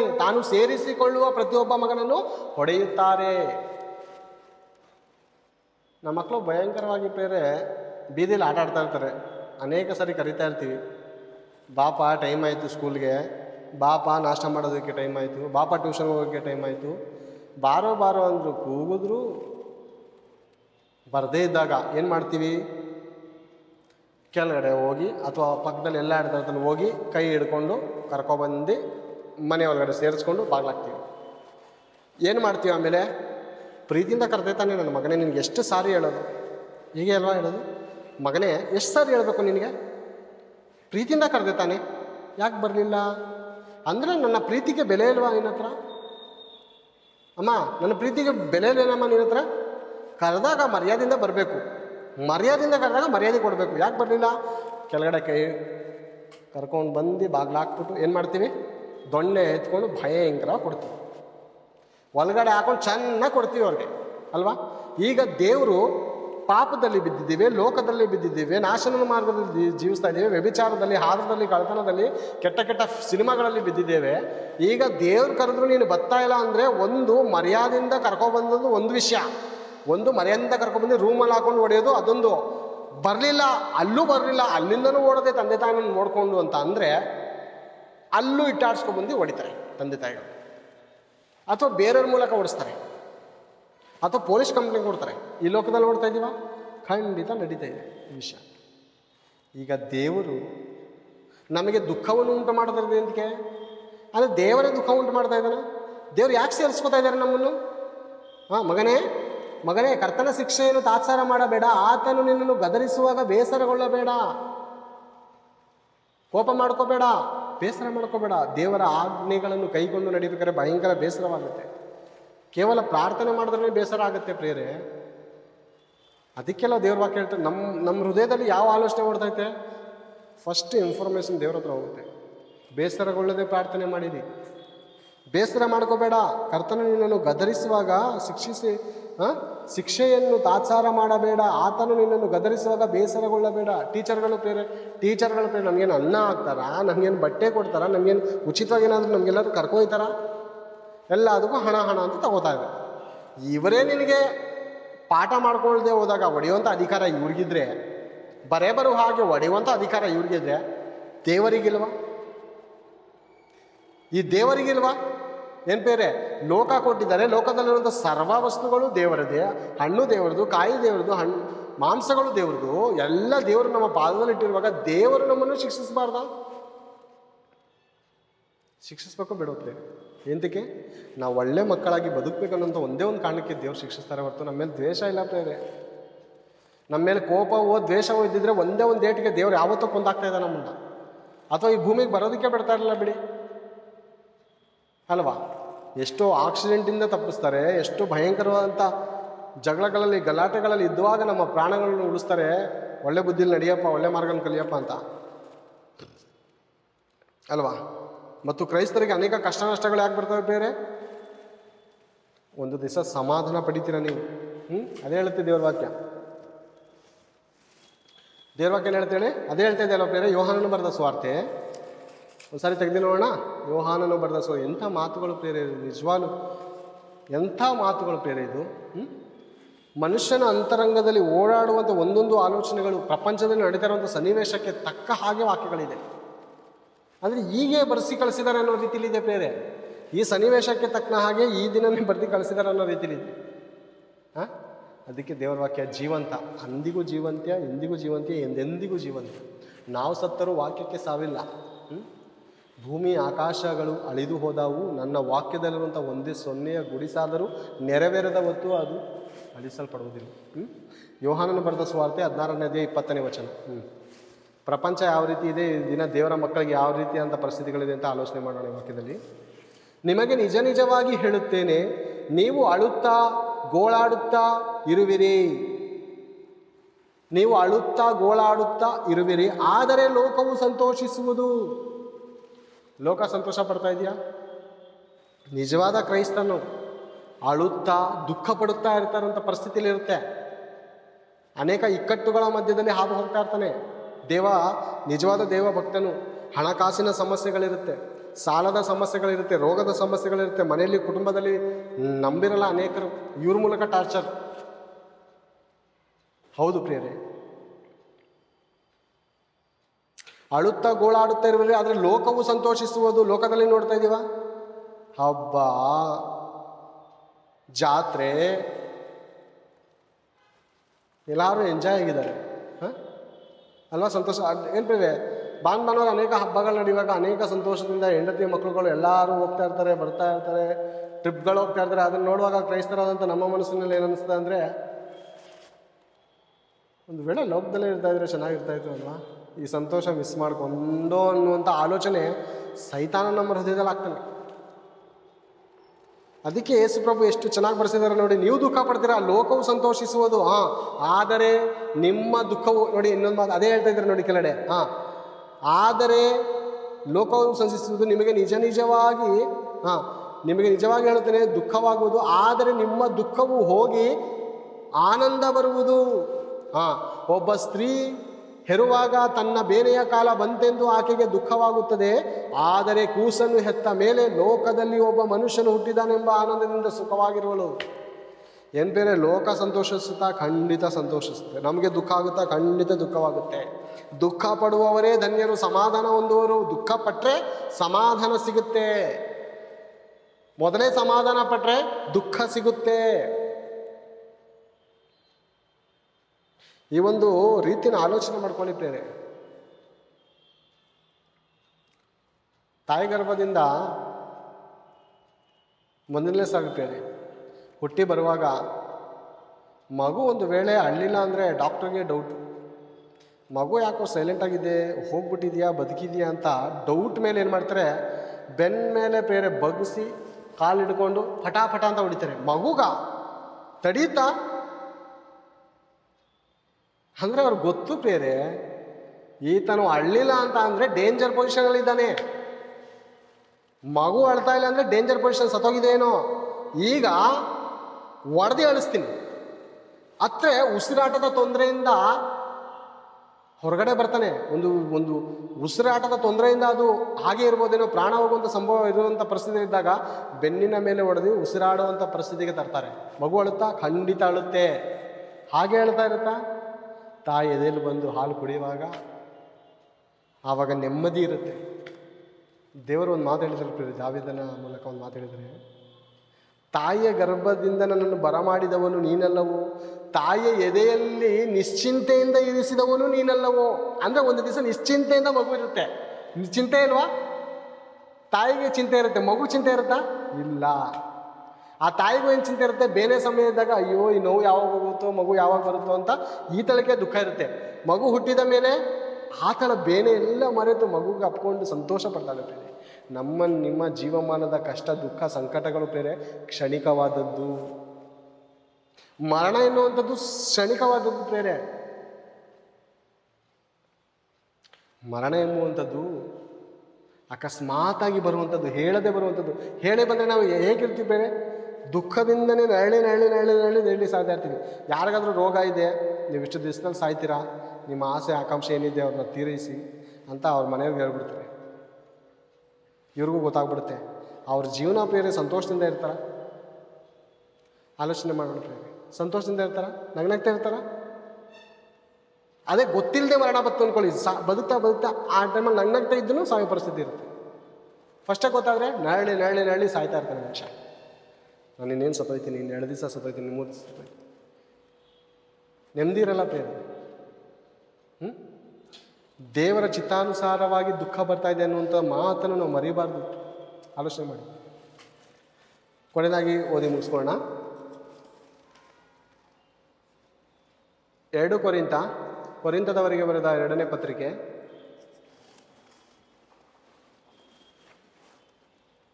7ನೇ ಅಧ್ಯಾಯ 10ನೇ 11ನೇ ವಚನ. ಕೊರಿಂಥದವರಿಗೆ ಬರೆದ 2ನೇ ಪತ್ರಿಕೆ 7ನೇ ಅಧ್ಯಾಯ 10, 11ನೇ ವಚನ. ದೇವರ ಚಿತ್ತಾನುಸಾರವಾಗಿರುವ ದುಃಖವು, ದೇವರ ಚಿತ್ತಾನುಸಾರವಾಗಿರುವ ದುಃಖವು, ದೇವರ ಚಿತ್ತಾನುಸಾರವಾಗಿರುವ ರೋಗವು, ದೇವರ ಚಿತ್ತಾನುಸಾರವಾಗಿರುವಂಥ ಸಾಲವು, ದೇವರ ಚಿತ್ತಾನುಸಾರವಾಗ ಇರುವ ಅವಮಾನವು, ದೇವರ ಚಿತ್ತಕ್ಕನುಸಾರವಾಗಿರುವಂತಹ ಸಾವು, ದೇವರ ಚಿತ್ತಕ್ಕನುಸಾರವಾಗಿರುವಂಥದ್ದು ಪ್ರೇರೆ ಕ್ರೈಸ್ತರ ಜೀವಿತದಲ್ಲಿ ಮಾತ್ರವಲ್ಲ, ಪ್ರಪಂಚದಲ್ಲಿ ಒಂದೊಂದು ವಿಷಯ ನಡಿಬೇಕಂದ್ರೂ ಬೇರೆ ಅನೇಕರು ಲೋಕದವ್ರು ಹೇಳ್ತಾರೆ. ಬೇರೆ ಲೋಕದವ್ರು ಗೊತ್ತು, ದೇವರ ಅಪ್ಪಣೆ ಇಲ್ಲದೆ ಒಂದು ಹುಲ್ಕಡ್ಡಿನೂ ಅಲ್ಲಾಡಲ್ಲ ಅಂತ. ಅವರು ಗೊತ್ತು. ನಮಗೇನು ಗೊತ್ತು? ನಮಗೇನು ಗೊತ್ತು? ಆಶೀರ್ವಾದದ ವಾಕ್ಯಗಳನ್ನು ಮಾತ್ರ ರೆಡ್ ಪಿಂಕಲ್ಲಿ ಅಥವಾ ಹಸಿರು ಪಿಂಕಲ್ಲಿ ಸ್ಕೆಚ್ ಪೆನ್ನಲ್ಲಿ ಗೀಟ್ ಹಾಕೊಳ್ಳೋದು ಗೊತ್ತು ನಮಗೆ. ಏನು? ಆಶೀರ್ವಾದದ್ದು ಮಾತ್ರ. ದೇವರು ನೀನು ಹೋಗುವಾಗಲೂ ಕಾಪಾಡ್ತಾನೆ. ಈ ದುಃಖಕರವಾದದ್ದು ಬರ್ಕೊಳ್ಳಲ್ವಾ? ಇದು ನಿಮಗೇನೆ, ಇದು ನಿಮಗೆ ಆಶೀರ್ವಾದ, ಅದಲ್ಲ ಆಶೀರ್ವಾದ. ಇದು ಪ್ರಿಯರೇ, ಇದು ಬಂದ ಮೇಲೆ ಅದು ಬರುತ್ತೆ, ಅದು ಬಂದ ಮೇಲೆ ಇದು ಬಂದರೆ ನಿಮ್ಗೆ ಗೊತ್ತಾಗಲ್ಲ. ಸಂತೋಷದಲ್ಲಿರುವಂಥ ಉಲ್ಲಾಸ ನಿಮ್ಗೆ ಗೊತ್ತಾಗಬೇಕು, ದುಃಖ ಗೊತ್ತಾಗಬೇಕು. ಹುಷಾರಿರಲ್ಲ, ಸೀರಿಯಸ್ ಆಗಿರ್ತಾರೆ, ಹಾಸ್ಪಿಟಲ್ ಅಡ್ಮಿಟ್ ಮಾಡ್ತಾರೆ, ಸೀರಿಯಸ್ ಆಗಿರ್ತಾರೆ. ಇನ್ನೇನು ಪ್ರಾಣ ಹೋಯ್ತು ಅಂದಂಗಲೇ ಬದುಕು ಬಂದುಬಿಡ್ತಾರೆ. ಅವ್ರಿಗೋಗಿ ಕೇಳಿ, ಹೇಗಪ್ಪ ಇತ್ತು ಹಾಸ್ಪಿಟಲ್, ತುಂಬ ಸೀರಿಯಸ್ ಕಂಡೀಷನ್ ಹೇಗಿದೆಯಪ್ಪ ಅಂದರೆ 2-3 ದಿವಸದಿಂದ ತುಂಬ ಆರಾಮಾಗಿದ್ದೀನಿ, ತುಂಬ ಸುಖವಾಗಿದ್ದೀನಿ. ಆಗ ಇದ್ದಂಥ ನೋವು ಭಯಂಕರ ಸಾಯ್ತಾ ಬದುಕಿದ್ದೀನಿ ಅಂತ ಅಲ್ವಾ? ಅಂದರೆ ಈಗ ಸಂತೋಷವಾಗಿದ್ದಾನೆ, ಆಗ ದುಃಖವಿತ್ತು. ದೇವ್ರ ವಾಕ್ಯನ ಹೇಳ್ತೆ, ದೇವರ ಚಿತ್ತಾನುಸಾರವಾಗಿರುವ ದುಃಖವು ಮಾನಸಂತರವನ್ನು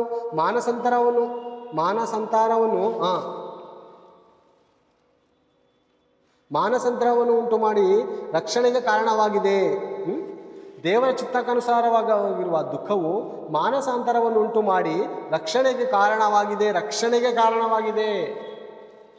ಪ್ರಪಂಚದಲ್ಲಿ ನೀವು ಆಲೋಚನೆ ಮಾಡಿ, ನಾವೇನಂತೀವಿ? ಎಲ್ಲರೂ ಸುಖವಾಗಿರಬೇಕು, ಒಳ್ಳೆ ಎಜುಕೇಷನ್ ಇರಬೇಕಪ್ಪ.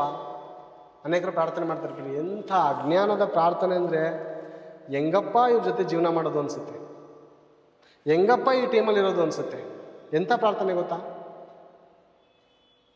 ನಾನು ಕ್ರೈಸ್ತರ ಆಲೋಚನೆಯಲ್ಲಿ ಹೇಳ್ತಾ ಇದ್ದೀನಿ ಬೇರೆ, ದೇವರ ವಾಕ್ಯದ ದೇವರ ಒಂದು ಮೈಂಡ್ ಸೆಟ್ಟಿಂದ ಹೇಳ್ತಾ ಇದ್ದೀನಿ ನಾನು. ದೇವರ ಮೈಂಡ್ ಸೆಟ್ಟಿಂದ. ಕೆಲಸ ಸಿಗ್ತಾ ಇಲ್ಲ, ಓಕೆನಾ? ಕೆಲಸ ಸಿಗ್ತಾ ಇಲ್ಲ, ಕಷ್ಟ. ಈಗ ಕಷ್ಟದಲ್ಲಿರುವಂಥ ಮನುಷ್ಯರಿಗೆ ಲಕ್ಷಾಂತರ ರೂಪಾಯಿ ಹಣ ಸಿಕ್ಕಿದ್ರೆ ಅವ್ನು ದುರ್ಬುದ್ಧಿ ಕಲ್ತಿ ಬಾರು ಪಬ್ಬಲ್ಲಿ ಅಲಿತಾನ. ಈ ಕಷ್ಟದ ಮೂಲಕ ಅವನು ಒಂದು ಒಳ್ಳೆ ಪಾಠ ಕಲಿಯುವಂಥ ಪರಿಸ್ಥಿತಿ ಇರುತ್ತೆ. ಆಲೋಚನೆ ಮಾಡೋದು. ಅವ್ರು ಸಾವು ಬರೋದು ಬೇಡ, ಅವರು ದುಃಖಪಟ್ಟು ಸೂಸೈಡ್ ಮಾಡ್ಕೊಳ್ಳೋದು ಬೇಡ. ಆ ಧೈರ್ಯಕ್ಕೋಸ್ಕರ ಪ್ರಾರ್ಥನೆ ಮಾಡೋದು ಬೇಡ ಅನ್ನಲ್ಲ, ಓಕೆನಾ? ಕೆಲಸ ಸಿಗುತ್ತೆ, ಓಕೆನಾ? ಈಗ ಕೆಲಸ ಸಿಕ್ಬಿಟ್ಟು ಕೆಲಸ ಮಾಡಿ ಅವನು ದುಡಿದು ಕೋಟ್ಯಾಧೀಶ್ವರ ಅಂದರೆ ದೇವ್ರ ಬಗ್ಗೆ ಕಣ್ಕೋತಾನ? ಕಂಡ್ಕೊಳ್ಳೋಣ. ಈಗ ದುಃಖ ಪಡುವವನು ಧನ್ಯನು, ದುಃಖದಿಂದ ಇರುವಾಗ ದೇವ್ರ ವಾಕ್ಯ ಅವ್ನು ಸಾರಿದ್ರೆ ಅವ್ನು ಕೇಳ್ತಾನಪ್ಪ. ನಿನ್ನ ಮಾತು ಕೇಳಿ ಭಾನುವಾರ ಚರ್ಚೆಗೆ ಬರ್ತಾನೆ. ಅವನೆಲ್ಲ ಸುಖವಾಗಿದ್ದು ಸೌಕರ್ಯವಾಗಿದ್ದರೆ ಎಲ್ಲಿ ಬರ್ತಾನಪ್ಪ? ಮೂಢರಾದಂಥ ಕ್ರೈಸ್ತರೇ ಅರ್ಥ ಮಾಡ್ಕೊಳ್ಳಿ, ನಿಮ್ಗೆ ಯಾವ ಜ್ಞಾನ ಬರುತ್ತಪ್ಪ? ಯೇಸು ಕ್ರಿಸ್ತನು ಕೆಲಸದವರಿಲ್ಲ ಬೆಳೆಯು ಬಹಳ ಅಂತ ನನ್ನ ಕೆಲಸದವರಿಗೆ ಕೇಳು ಅಂದರೆ, ಲೋಕದ ಕೆಲಸದಲ್ಲಿ ಹಂಚ್ತಾ ಇದ್ದೀರಂದ್ರೆ ನೀವು ದೇವರಿಗೆ ಮಕ್ಕಳ? ಎಂಥ ಮಕ್ಕಳು? ಅಜ್ಞಾನದ ಮಕ್ಕಳು. ದೇವರ ಕೆಲಸಕ್ಕೆ ರಕ್ಷಣೆ ಮಾಡಲಪ್ಪ ದೇವರೇ. ಲೋಕದಲ್ಲಿ ಕೆಲಸ ಇಲ್ದಲಿತಾ ಇದ್ದಾರೆ. ಈಗ ಪೇತ್ರನಿಗೆ ಏನಂತಾರೆ, ಮನುಷ್ಯರನ್ನು ಹಿಡಿಯುವ ಬೆಸ್ತನಾಗಿ ನೀನು ಮಾಡ್ತೀನಿ. ಮೀನು ಹಿಡಿಯಕ್ಕೆ ಹೋಗ್ತಾ ಇದೆಯಾ? ಈ ಚಿಲ್ಲರೆ ಕೆಲಸ ಬಿಡು, ಬಂದದ ಕೆಲಸ ಕೊಡ್ತೀನಿ. ನಿನ್ನ ಹೊಟ್ಟೆ ಸಾಕೊಳ್ಳೋಕ್ಕೋಸ್ಕರ ನೋಡ್ತಾ ಇದೆಯಾ ಪೇತ್ರ? ಪ್ರಾರ್ಥನೆ ಎಂತಕ್ಕೆ ಮಾಡ್ತಾ ಇದೀಯ? ಅವ್ರ ಹೊಟ್ಟೆ ಸಾಕೊಳ್ಳೋದಕ್ಕೋಸ್ಕರ ಪ್ರಾರ್ಥನೆನಾ? ಕೆಲಸ ಸಿಗಲಿ ಅಂತ ಪ್ರಾರ್ಥನೆನಾ? ಇಂಜಿನಿಯರ್ ಆಗಲಿ ಅಂತ ಪ್ರಾರ್ಥನೆನಾ? ಡಾಕ್ಟರ್ ಆಗಲಿ ಅಂತ ಪ್ರಾರ್ಥನೆನಾ? ದೇವರ ಕೆಲಸಕ್ಕೆ ಇಲ್ಲದಂಥ ಜನರಿಗೆ ದೇವರ ಕೆಲಸಕ್ಕೆ ಸೇರಿಸ್ಬೇಕಂತ ಪ್ರಾರ್ಥನೆ ಮಾಡ್ತಾ ಇದ್ದೀವಾ? ಯೇಸು ಸ್ವಾಮಿ ಏನು ಹೇಳ್ತಾ ಇದ್ದಾನೆ? ಮನುಷ್ಯರನ್ನು ಹಿಡಿಯುವಂಥ ಬೆಸ್ತರನ್ನಾಗಿ ಮಾಡ್ತೀನಿ ನಿನ್ನನ್ನು, ಬಾ ನನ್ನ ಜೊತೆ.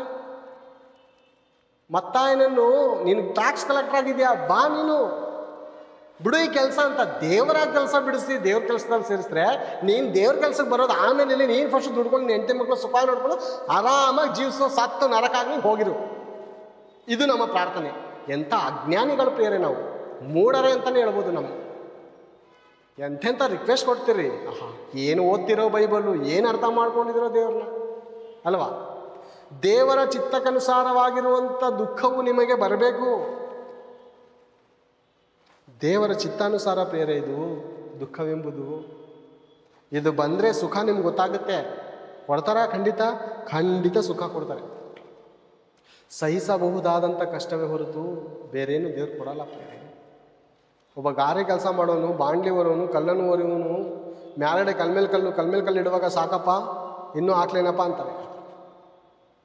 ಇನ್ನೆರಡು ಹಾಕಿ ಯಜಮಾನ್ರಿ ಅಂದರೆ ಹಾಕ್ತೇನೆ, ಬೇಡ ಅಂದರೆ ಬೇಡ, ಇಳಿಸ್ತಾನೆ ಇನ್ನೆರಡು. ಈ ಮನುಷ್ಯನಿಗೆ ಎಷ್ಟೊಂದು ತಿಳುವಳಿಕೆ ಇರಬೇಕು. ಮತ್ತು ನಮ್ಮನ್ನು ಹೆತ್ತಂತ ತಂದೆ ನಮ್ಮ ಕೆಪಾಸಿಟಿ ಗೊತ್ತಿಲ್ವಾ? ನನಗಿರುವಂಥ ದುಃಖ ರೋಡಲ್ಲಿ ಹೋಗಿ ಬರೋದು ಕೊಟ್ಬಿಟ್ರೆ ಅವನು ಅವತ್ತೇ ಹೋಗಿ ಸೂಸೈಡ್ ಮಾಡ್ಕೊಂಡು ಸಾಯ್ತಾನೆ. ಅಥವಾ ಅವನಿಗಿರುವಂಥ ದುಃಖ ಕಷ್ಟ ನನಗೆ ಬಂದುಬಿಟ್ರೆ ನಾನು ಹೋಗಿ ಆತ್ಮಹತ್ಯೆ ಮಾಡ್ಕೊಂಡು ಸಾಯ್ತೀನಿ ಅಲ್ವಾ? ಮಾಮೂಲಿ ಮನುಷ್ಯನ ಹೇಳ್ತಾ ಇರೋದು, ದೇವ್ರ ಮನುಷ್ಯನಿಗೆ ಹೋಲಿಕೆ ಮಾಡ್ತಾಯಿಲ್ಲ. ನಾನು ಅರ್ಥ ಮಾಡ್ಕೊಳ್ಳಿ, ನಿಮ್ಗೆ ಅರ್ಥ ಆಗಲಿ ಅಂತ ಹೇಳ್ತಾ ಇದ್ದೀನಿ. ನಮಗಿರುವಂಥ ದುಃಖ ತಡೆಯುವಂಥ ಕೆಪಾಸಿಟಿ ಅಥವಾ ರೋಗ ತಡೆಯುವಂಥ ಕೆಪಾಸಿಟಿ ಬೇರೆಯವ್ರಿಗಿರಲ್ಲ. ಬೇರೆಯವ್ರಿಗಿರುವಂಥ ಸಮಸ್ಯೆಯನ್ನು ತಡೆಯುವಂಥ ಕೆಪಾಸಿಟಿ ನಮಗಿರಲ್ಲ. ಯಾರ್ಯಾರಿಗೆ ಎಂತೆಂಥ ಸಹಿಸಬಹುದಾದಂಥ ಕಷ್ಟವೂ ದುಃಖವೂ ಹೊರತು ಬೇರೆ ಮತ್ತೆ ದೇವರು ಏನು ಕೊಡಲ್ಲಪ್ಪ ಪ್ರೇರೆ. ಅರ್ಥ ಮಾಡ್ಕೊಳ್ಳಿ ಪ್ರೇರೆ ದೇವರ ಮನಸ್ಸನ್ನು.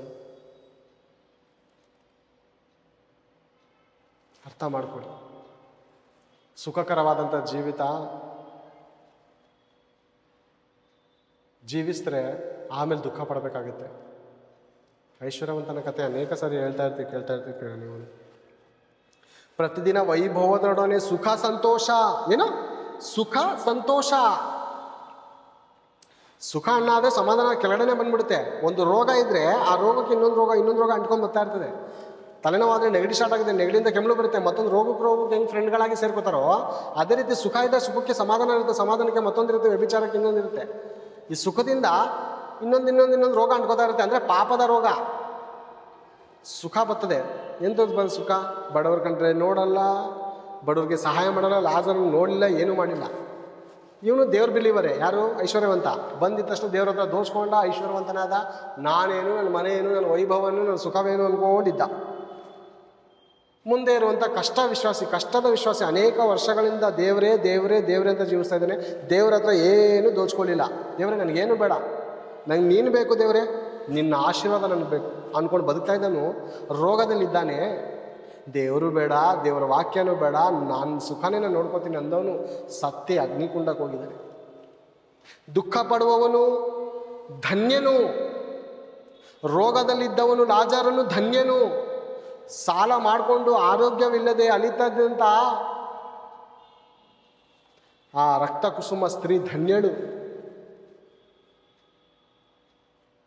ನಮ್ಗೆ ಅವಶ್ಯಕತೆ ಇದ್ದಾಗ ನಾವು ದೇವ್ರ ಬಳಿಲಿ ಇರ್ತೀವಿ, ದೇವ್ರ ಬಳಿಲಿ ಪ್ರಾರ್ಥನೆ ಮಾಡ್ತೀವಿ. ಅವಶ್ಯವಾದಿದ್ದು ನಮ್ಮ ಕೈಯಲ್ಲಿ ಸಿಕ್ಕಿದಾಗ ನಮ್ಮ ಮಕ್ಕಳು ತಿಂಡಿ ಬೇಕು, ಅದು ಬೇಕು, ಇದು ಬೇಕು ಅಂತ ಹೇಳ್ತಾರೆ. ಅವ್ರು ಕೊಡಿಸ್ಬಿಡಿ, ಅಪ್ಪ ಡ್ಯಾಡಿ ಅಂತ ಬಂದಿಲ್ಲಿ ಪಕ್ಕದಲ್ಲಿ ಕುತ್ಕೊಂಡು ಐಸ್ ಮಾಡ್ತಾ ಇರ್ತಾರೆ, ಕಾಲು ಅಮುಕ್ತಾ ಇರ್ತಾರೆ, ಕೈ ಅಮುಕ್ತಾರೆ, ಅಮ್ಮ ಹೇಳಮ್ಮ ಅಂತ ಇರ್ತಾರೆ. ಹಾಂ ಅಲ್ವಾ? ಕೊಡಿಸ್ಬಿಡಿ, ಅದನ್ನು ಬೇಕಾಗಿದ್ದನ್ನು ಕೊಡಿಸ್ಬಿಡಿ. ನಿಮ್ಮ ಪಕ್ಕ ಇರ್ತಾನ ಅವನು, ನಿಮ್ಮ ಹತ್ರ ಬೇಡ್ತಾನ. ಕೇಳಿದ ತಕ್ಷಣ ಸೈಕಲ್ ಕೊಟ್ಟರೆ ಹೋಗಿ ಕೈ ಕಾಲು ಮುಡ್ಕೊಂಡು ಬರ್ತಾನೆ. ಅವ್ನಿಗೆ ಅನೇಕ ಪಾಠ ಹೇಳಿ ಬೇಕೇನಪ್ಪ, ನೀನು ಇಂಥ ಒಂದು ಎಕ್ಸಾಮಲ್ಲಿ ಪಾಸ್ ಆಗಬೇಕು, ನೀನು ಪಾಸಾಗಿ ನನ್ನ ಮಗನು ಶ್ರೇಷ್ಠನು ಅಂತ ನೀನು 4 ಜನ ಮುಂದೆ ತೋರಿಸು, ನೀನು ಬೇಕಾದದ್ದು ನಾನು ಕೊಡ್ತೀನಿ ಅಂತ. ಯಾರು? ಒಳ್ಳೆ ತಂದೆ. ಅಜ್ಞಾನಿ ತಂದೆಗಳಿರ್ತಾರೆ, ಮೂಢ ತಂದೆ ತಾಯಿಗಳಿರ್ತಾರೆ, ಮಕ್ಕಳಿಗೆ ಏನು ಕಂಡೀಷನ್ ಹಾಕಲ್ಲ, ಕೇಳಿ ತಕ್ಷಣ ಕೊಡಿಸ್ಬಿಡ್ತಾರೆ. ಅವನಿಗೆ ಆ ವ್ಯಾಲ್ಯುವೇಷನ್ ಏನು ಗೊತ್ತಾಗುತ್ತೆ? ಅದ್ರ ಬೆಲೆ ಗೊತ್ತಾಗುತ್ತಾ?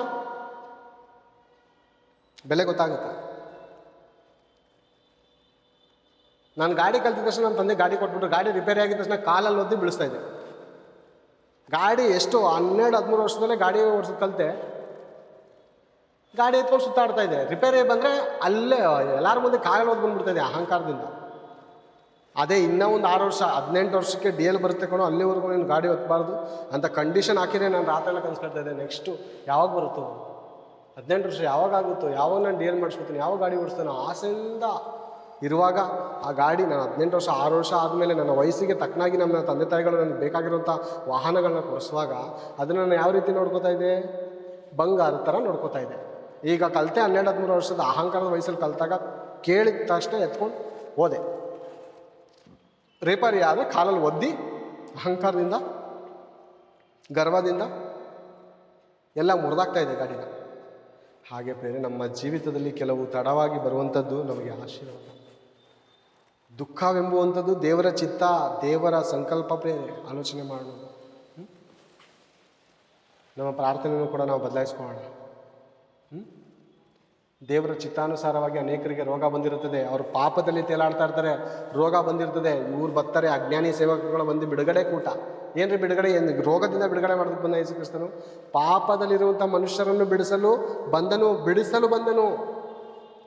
ಕೆಟ್ಟು ಹೋಗಿರುವುದನ್ನು ಹುಡುಕಿ ರಕ್ಷಿಸಲು ಬಂದನು, ರೋಗದಲ್ಲಿರೋರ್ನಲ್ಲ.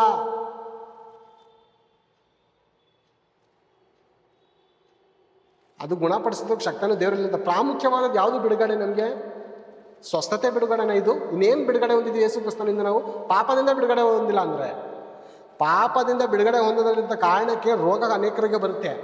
ನೀತಿಯ ನಿಮಿತ್ತನೂ ರೋಗ ಬರುತ್ತೆ, ಪಾಪದ ನಿಮಿತ್ತನೂ ರೋಗ ಬರುತ್ತೆ. ನಾವು ಯಾವುದು ಕೊರಿಂಥದವರ ಬರೆದಾಗ ಮೊದಲನೇ ಪತ್ರಿಕೆಯಲ್ಲಿ ಅನೇಕರು ರೋಗ ಬರುತ್ತೆ ಅಂತ ಒಂದು ವಾಕ್ಯ ಐತೆ. ಒಂದ್ಸರಿ ಓದೋಣ ಮಾತು. ಕೊರಿಂಥದವರಿಗೆ ಬರೆದ ಮೊದಲನೇ ಪತ್ರಿಕೆಯಲ್ಲಿ ರೊಟ್ಟಿ ದ್ರಾಕ್ಷಾರಸವನ್ನು ಕುರಿತು ನಾವು ಓದ್ತೀವಿ. ಓಕೆನಾ?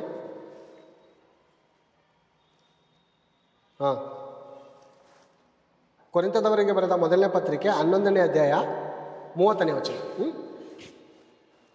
ಈ ಕಾರಣದಿಂದಲೇ ನಿಮ್ಮಲ್ಲಿ ಬಹುಮಂದಿ ಬಲಹೀನರು ರೋಗಿಗಳು ಆಗಿದ್ದಾರೆ ಮತ್ತು ಅನೇಕರು ಸಾಯುತ್ತಾರೆ. ಓಕೆನಾ? ನಮಗೇನು ನಾಡದಿದ್ರೋಣ. ಈ ಕಾರಣದಿಂದಲೇ ನಿಮ್ಮಲ್ಲಿ ಬಹುಮಂದಿ ರೋಗಿಗಳು. ಎಂತಿಕೆ?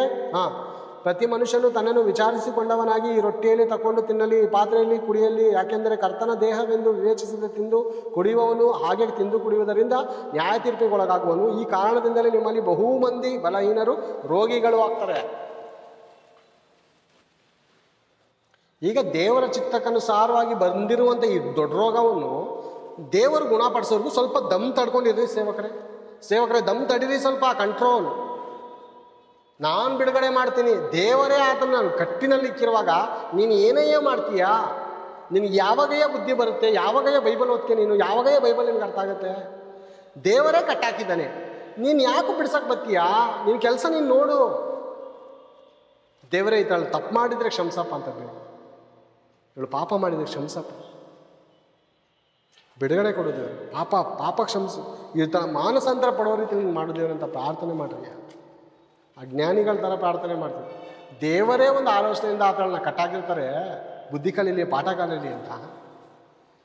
ಪೌಲನ ಪತ್ರಿಕೆಯ ಪ್ರೇರ ಏನು ಹೇಳಿರ್ತಾನೆ, ಈತನಿಗೆ ಸೈತಾನನಿಗೆ ಒಪ್ಪಿಸ್ಕೊಡ್ಬೇಕು ಅಂತಾರೆ. ಅರ್ಥ ಆಯ್ತಾ ನಿಮ್ಗೆ ಆ ವಚನ? ಈತನು ಪಾಠ ಕಲಿಬೇಕಾದ್ರೆ ಏನು ಮಾಡಬೇಕು, ಈತನು ಸ್ವಲ್ಪ ಕಾಲ ಸೈತಾನಿಗೆ ಒಪ್ಪಿಸ್ಕೊಡ್ಬೇಕು. ಸೈತಾನ ಹೊಡೆದು ರಿಮೈಂಡ್ ಮಾಡಿ ಹಾಳು ಮಾಡುವಂಥ ಸಮಯದಲ್ಲಿ ಒಂದು ದೇವ್ರ ಹತ್ರ ಮೊರೆ ಇಡಬೇಕು. ಆಗ ದೇವ್ರು ನಿಮ್ಗೆ ಕೇಳಿ ಬರ್ತಾರೆ. ಏನು ನನ್ನ ಮಾತು ಕೇಳಿದ್ರೆ ರೋಫರ್ ಥರ ಅಲಿತಾ ಇದೆ, ತಪ್ಪಿ ಹೋದ ಮಗನ ಥರ ಅಲ್ದಾಡ್ದೆ, ತಿನ್ನಕನ್ನ ಇಲ್ದೆ ಅಳ್ದ, ಈಗ ಬುದ್ಧಿ ಬತ್ತ ನಿನಗೆ ದುಃಖ ಬಂದಾದ್ಮೇಲೆ.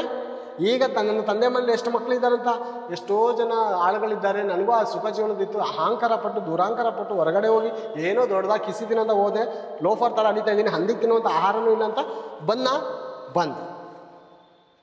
ಅದಕ್ಕೆ ದೇವ್ರು ಸೈತಾನಿಗೆ ಒಪ್ಪಿಸ್ಕೊಡ್ತಾರಂತೆ ಪ್ರೇರೆ. ಪೌಲನ್ನು ಹೇಳ್ತಾನೆ, ಸೈತಾನಿಗೆ ಒಪ್ಪಿಸ್ಕೊಡ್ತೀನಿ, ಅವನು ಆತ್ಮವು ರಕ್ಷಣೆ ಹೊಂದೋದಕ್ಕೋಸ್ಕರ ಸೈತಾನಿಗೆ ಒಪ್ಪಿಸ್ಕೊಡ್ತೀನಿ. ಅವನು ದೇವರನ್ನು ಬಿಟ್ಟು ಲೋಕದಲ್ಲಿ ಹೋದಾಗ ಭಯಂಕರ ಒದೆ ಬೀಳುತ್ತೆ ಅವನಿಗೆ. ಅವನು ಎಲ್ಲೋದ್ರೂ ಸಕ್ಸಸ್ ಆಗಲ್ಲ, ದರಿದ್ರನಾಗಿರ್ತಾನೆ ಅವನು. ತಪ್ಪಿ ಹೋದ ಮಗನು ಹೋಗಿದ ತಕ್ಷಣ ಆ ಊರಲ್ಲಿಗೆ ದರಿದ್ರ ತಂದಿಕ್ಬಿಟ್ಟ, ಬರಗಾಲ ಬಂದ್ಬಿಡ್ತು ಪ್ರೇರೆ. ದೇವ್ರ ಮಕ್ಕಳು ದೇವರನ್ನು ಬಿಟ್ಟು ಏನಾದರೂ ಮಾಡಿ ನಾನು ಬದುಕಿನಂತ ಹೋದರೆ ಎಲ್ಲೋದ್ರೂ ದರಿದ್ರತನ ನಿಮ್ಗೆ ಅಂದ್ಕೊಳ್ಳುತ್ತೆ. ನಿಮ್ಮ ಸೇರಿಸ್ಕೊಂಡವನು ದರಿದ್ರಗೆ ಹಾಳಾಗೋಗ್ತಾನೆ ಪ್ರೇರೆ. ಯಾಕಂದರೆ ದರಿದ್ರತನ ಸೇರಿಕೊಂಡ್ರೆ ದರಿದ್ರತನೇ ಬರೋದು. ದೇವರನ್ನು ಬಿಟ್ಟವರೇ ನಿಮ್ಮ ಗತಿಯನ್ನು ಏನು ಹೇಳಲಿ, ನಿಮ್ಮನ್ನು ಹರಿದು ಬಿಟ್ಟೆನು ಅಂತ ದೇವ್ರ ವಾಕ್ಯ ಹೇಳುತ್ತೆ.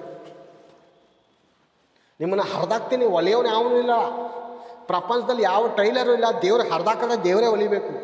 ಗಾಯ ಮಾಡುವ ಕೈಗಳೇ ಗಾಯ ಕಟ್ಟಬೇಕು ಹೊರತು, ಹೊಡೆಯುವ ಕೈಯೇ ಗುಣ ಮಾಡಬೇಕೇ ಹೊರತು, ಪ್ರಪಂಚದಲ್ಲಿ ದೇವರಿಂದ ಒದೆ ತಿಂದು ಯಾವನ ಹತ್ರನೂ ಹೋಗಿ ಗುಣ ಹೊಂತೀನಂದರೆ ಅಸಾಧ್ಯ.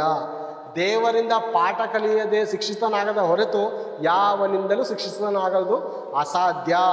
ದೇವರಿಂದ ಪಾಠ ಕಲಿತವನು ಮಾತ್ರ ಪ್ರಪಂಚದಲ್ಲಿ ಬದುಕೋದಕ್ಕೆ ಸಾಧ್ಯ. ದೇವರ ವಾಕ್ಯ ಬೇಡ, ದೇವರ ನಿಬಂಧನೆ ಬೇಡ, ದೇವರ ಆಜ್ಞೆ ಬೇಡ ಅನ್ನೋನು ಪ್ರಪಂಚದಲ್ಲಿ ಶಿಕ್ಷಿತನಾಗಲು ಸಾಧ್ಯವೇ ಇಲ್ಲ.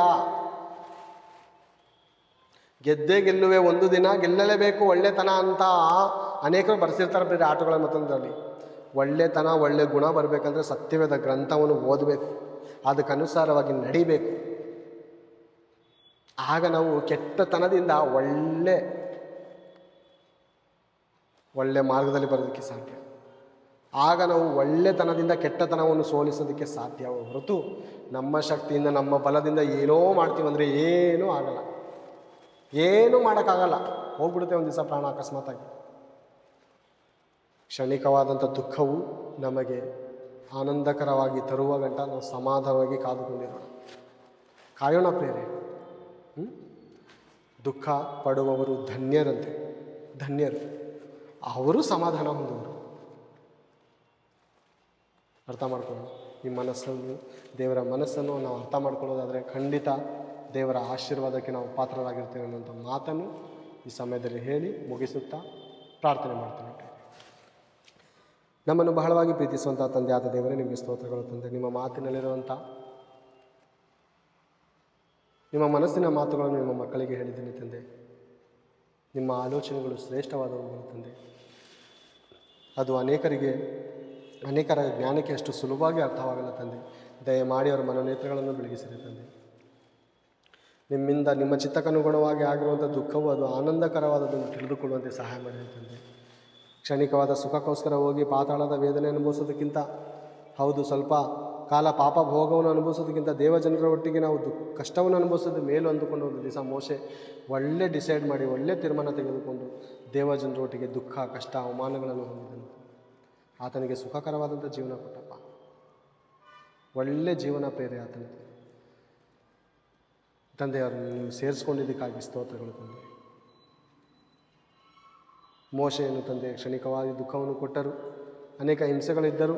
ಆತನು ಮರಣ ಹೊಂದಿದ ನಂತರ ನಿಮ್ಮ ಒಂದು ಪರದೇಶಿಗೆ ಸೇರಿಸಿದ್ದಕ್ಕಾಗಿ ಸ್ತೋತ್ರಗಳು ತಂದೆ. ಲಾಜರನ್ನು ಕೂಡ ಭಯಂಕರವಾದ ರೋದನೆ ಕಷ್ಟಗಳಲ್ಲಿ ಇರುವಾಗಲೂ ಆತನ ದುಃಖದಿಂದಲೇ ತನ್ನ ಪ್ರಾಣ ಕಳ್ಕೊಂಡರು. ಆತನಿಗೆ ಪರದೇಶಿ ಕೊಟ್ಟಿದ್ದಕ್ಕಾಗಿ ಸ್ತೋತ್ರಗಳು ತಂದೆ. ಕಾಪಾಡಿದ್ದಕ್ಕಾಗಿ ಧನ್ಯವಾದಗಳು. ಅದೇ ರೀತಿ ನಮ್ಮ ಜೀವಿತಗಳು, ನಮ್ಮ ರೋಗಗಳು, ನಮ್ಮ ಸಾಲಗಳು, ನಮ್ಮ ಸಂಕಟಗಳು ತಂದೆ ಏನೇ ಇದ್ದರೂ ತಂದೆ ನಿಮ್ಮನ್ನು ನಾವು ಬಿಟ್ಟು ಬಾಳದಂಥ ಒಳ್ಳೆಯ ಮನಸ್ಸನ್ನು, ಒಂದೇ ಮನಸ್ಸನ್ನು ಕೊಡಿದೆ ತಂದೆ. ವಾಕ್ಯಗಳನ್ನು ಓದುವಂಥ ಮನಸ್ಸನ್ನು ಕೊಡಿರಿ. ವಾಕ್ಯ ಓದಿದ ನಂತರ ಅದನ್ನು ಅರ್ಥ ಮಾಡಿಕೊಳ್ಳುವಂಥ ಮನಸ್ಸನ್ನು ಕೊಟ್ಟು ನಮ್ಮನ್ನು ಕಾಪಾಡಿ ನಡೆಸಬೇಕೆಂದು ಈ ಪ್ರಾರ್ಥನಾ ಮನವಿ ವಿಜ್ಞಾಪನೆಯನ್ನು ನನ್ನ ರಕ್ಷಕನು ನಿಮ್ಮ ಪ್ರಿಯಕುಮಾರನಾದ ಕ್ರಿಸ್ತೇಸು ನಮ್ಮಲ್ಲಿ ಪ್ರಾರ್ಥಿಸಿ ಬೇಡಿ ಹೊಂದಿನಪ್ಪ ತಂದೆ. ಆಮೇಲೆ ಎಲ್ಲ ದೇವ ಜನರಿಗೆ ನನ್ನ ಹೃದಯಪೂರ್ವಕವಂತ ವಂದನೆಗಳು. Thank you.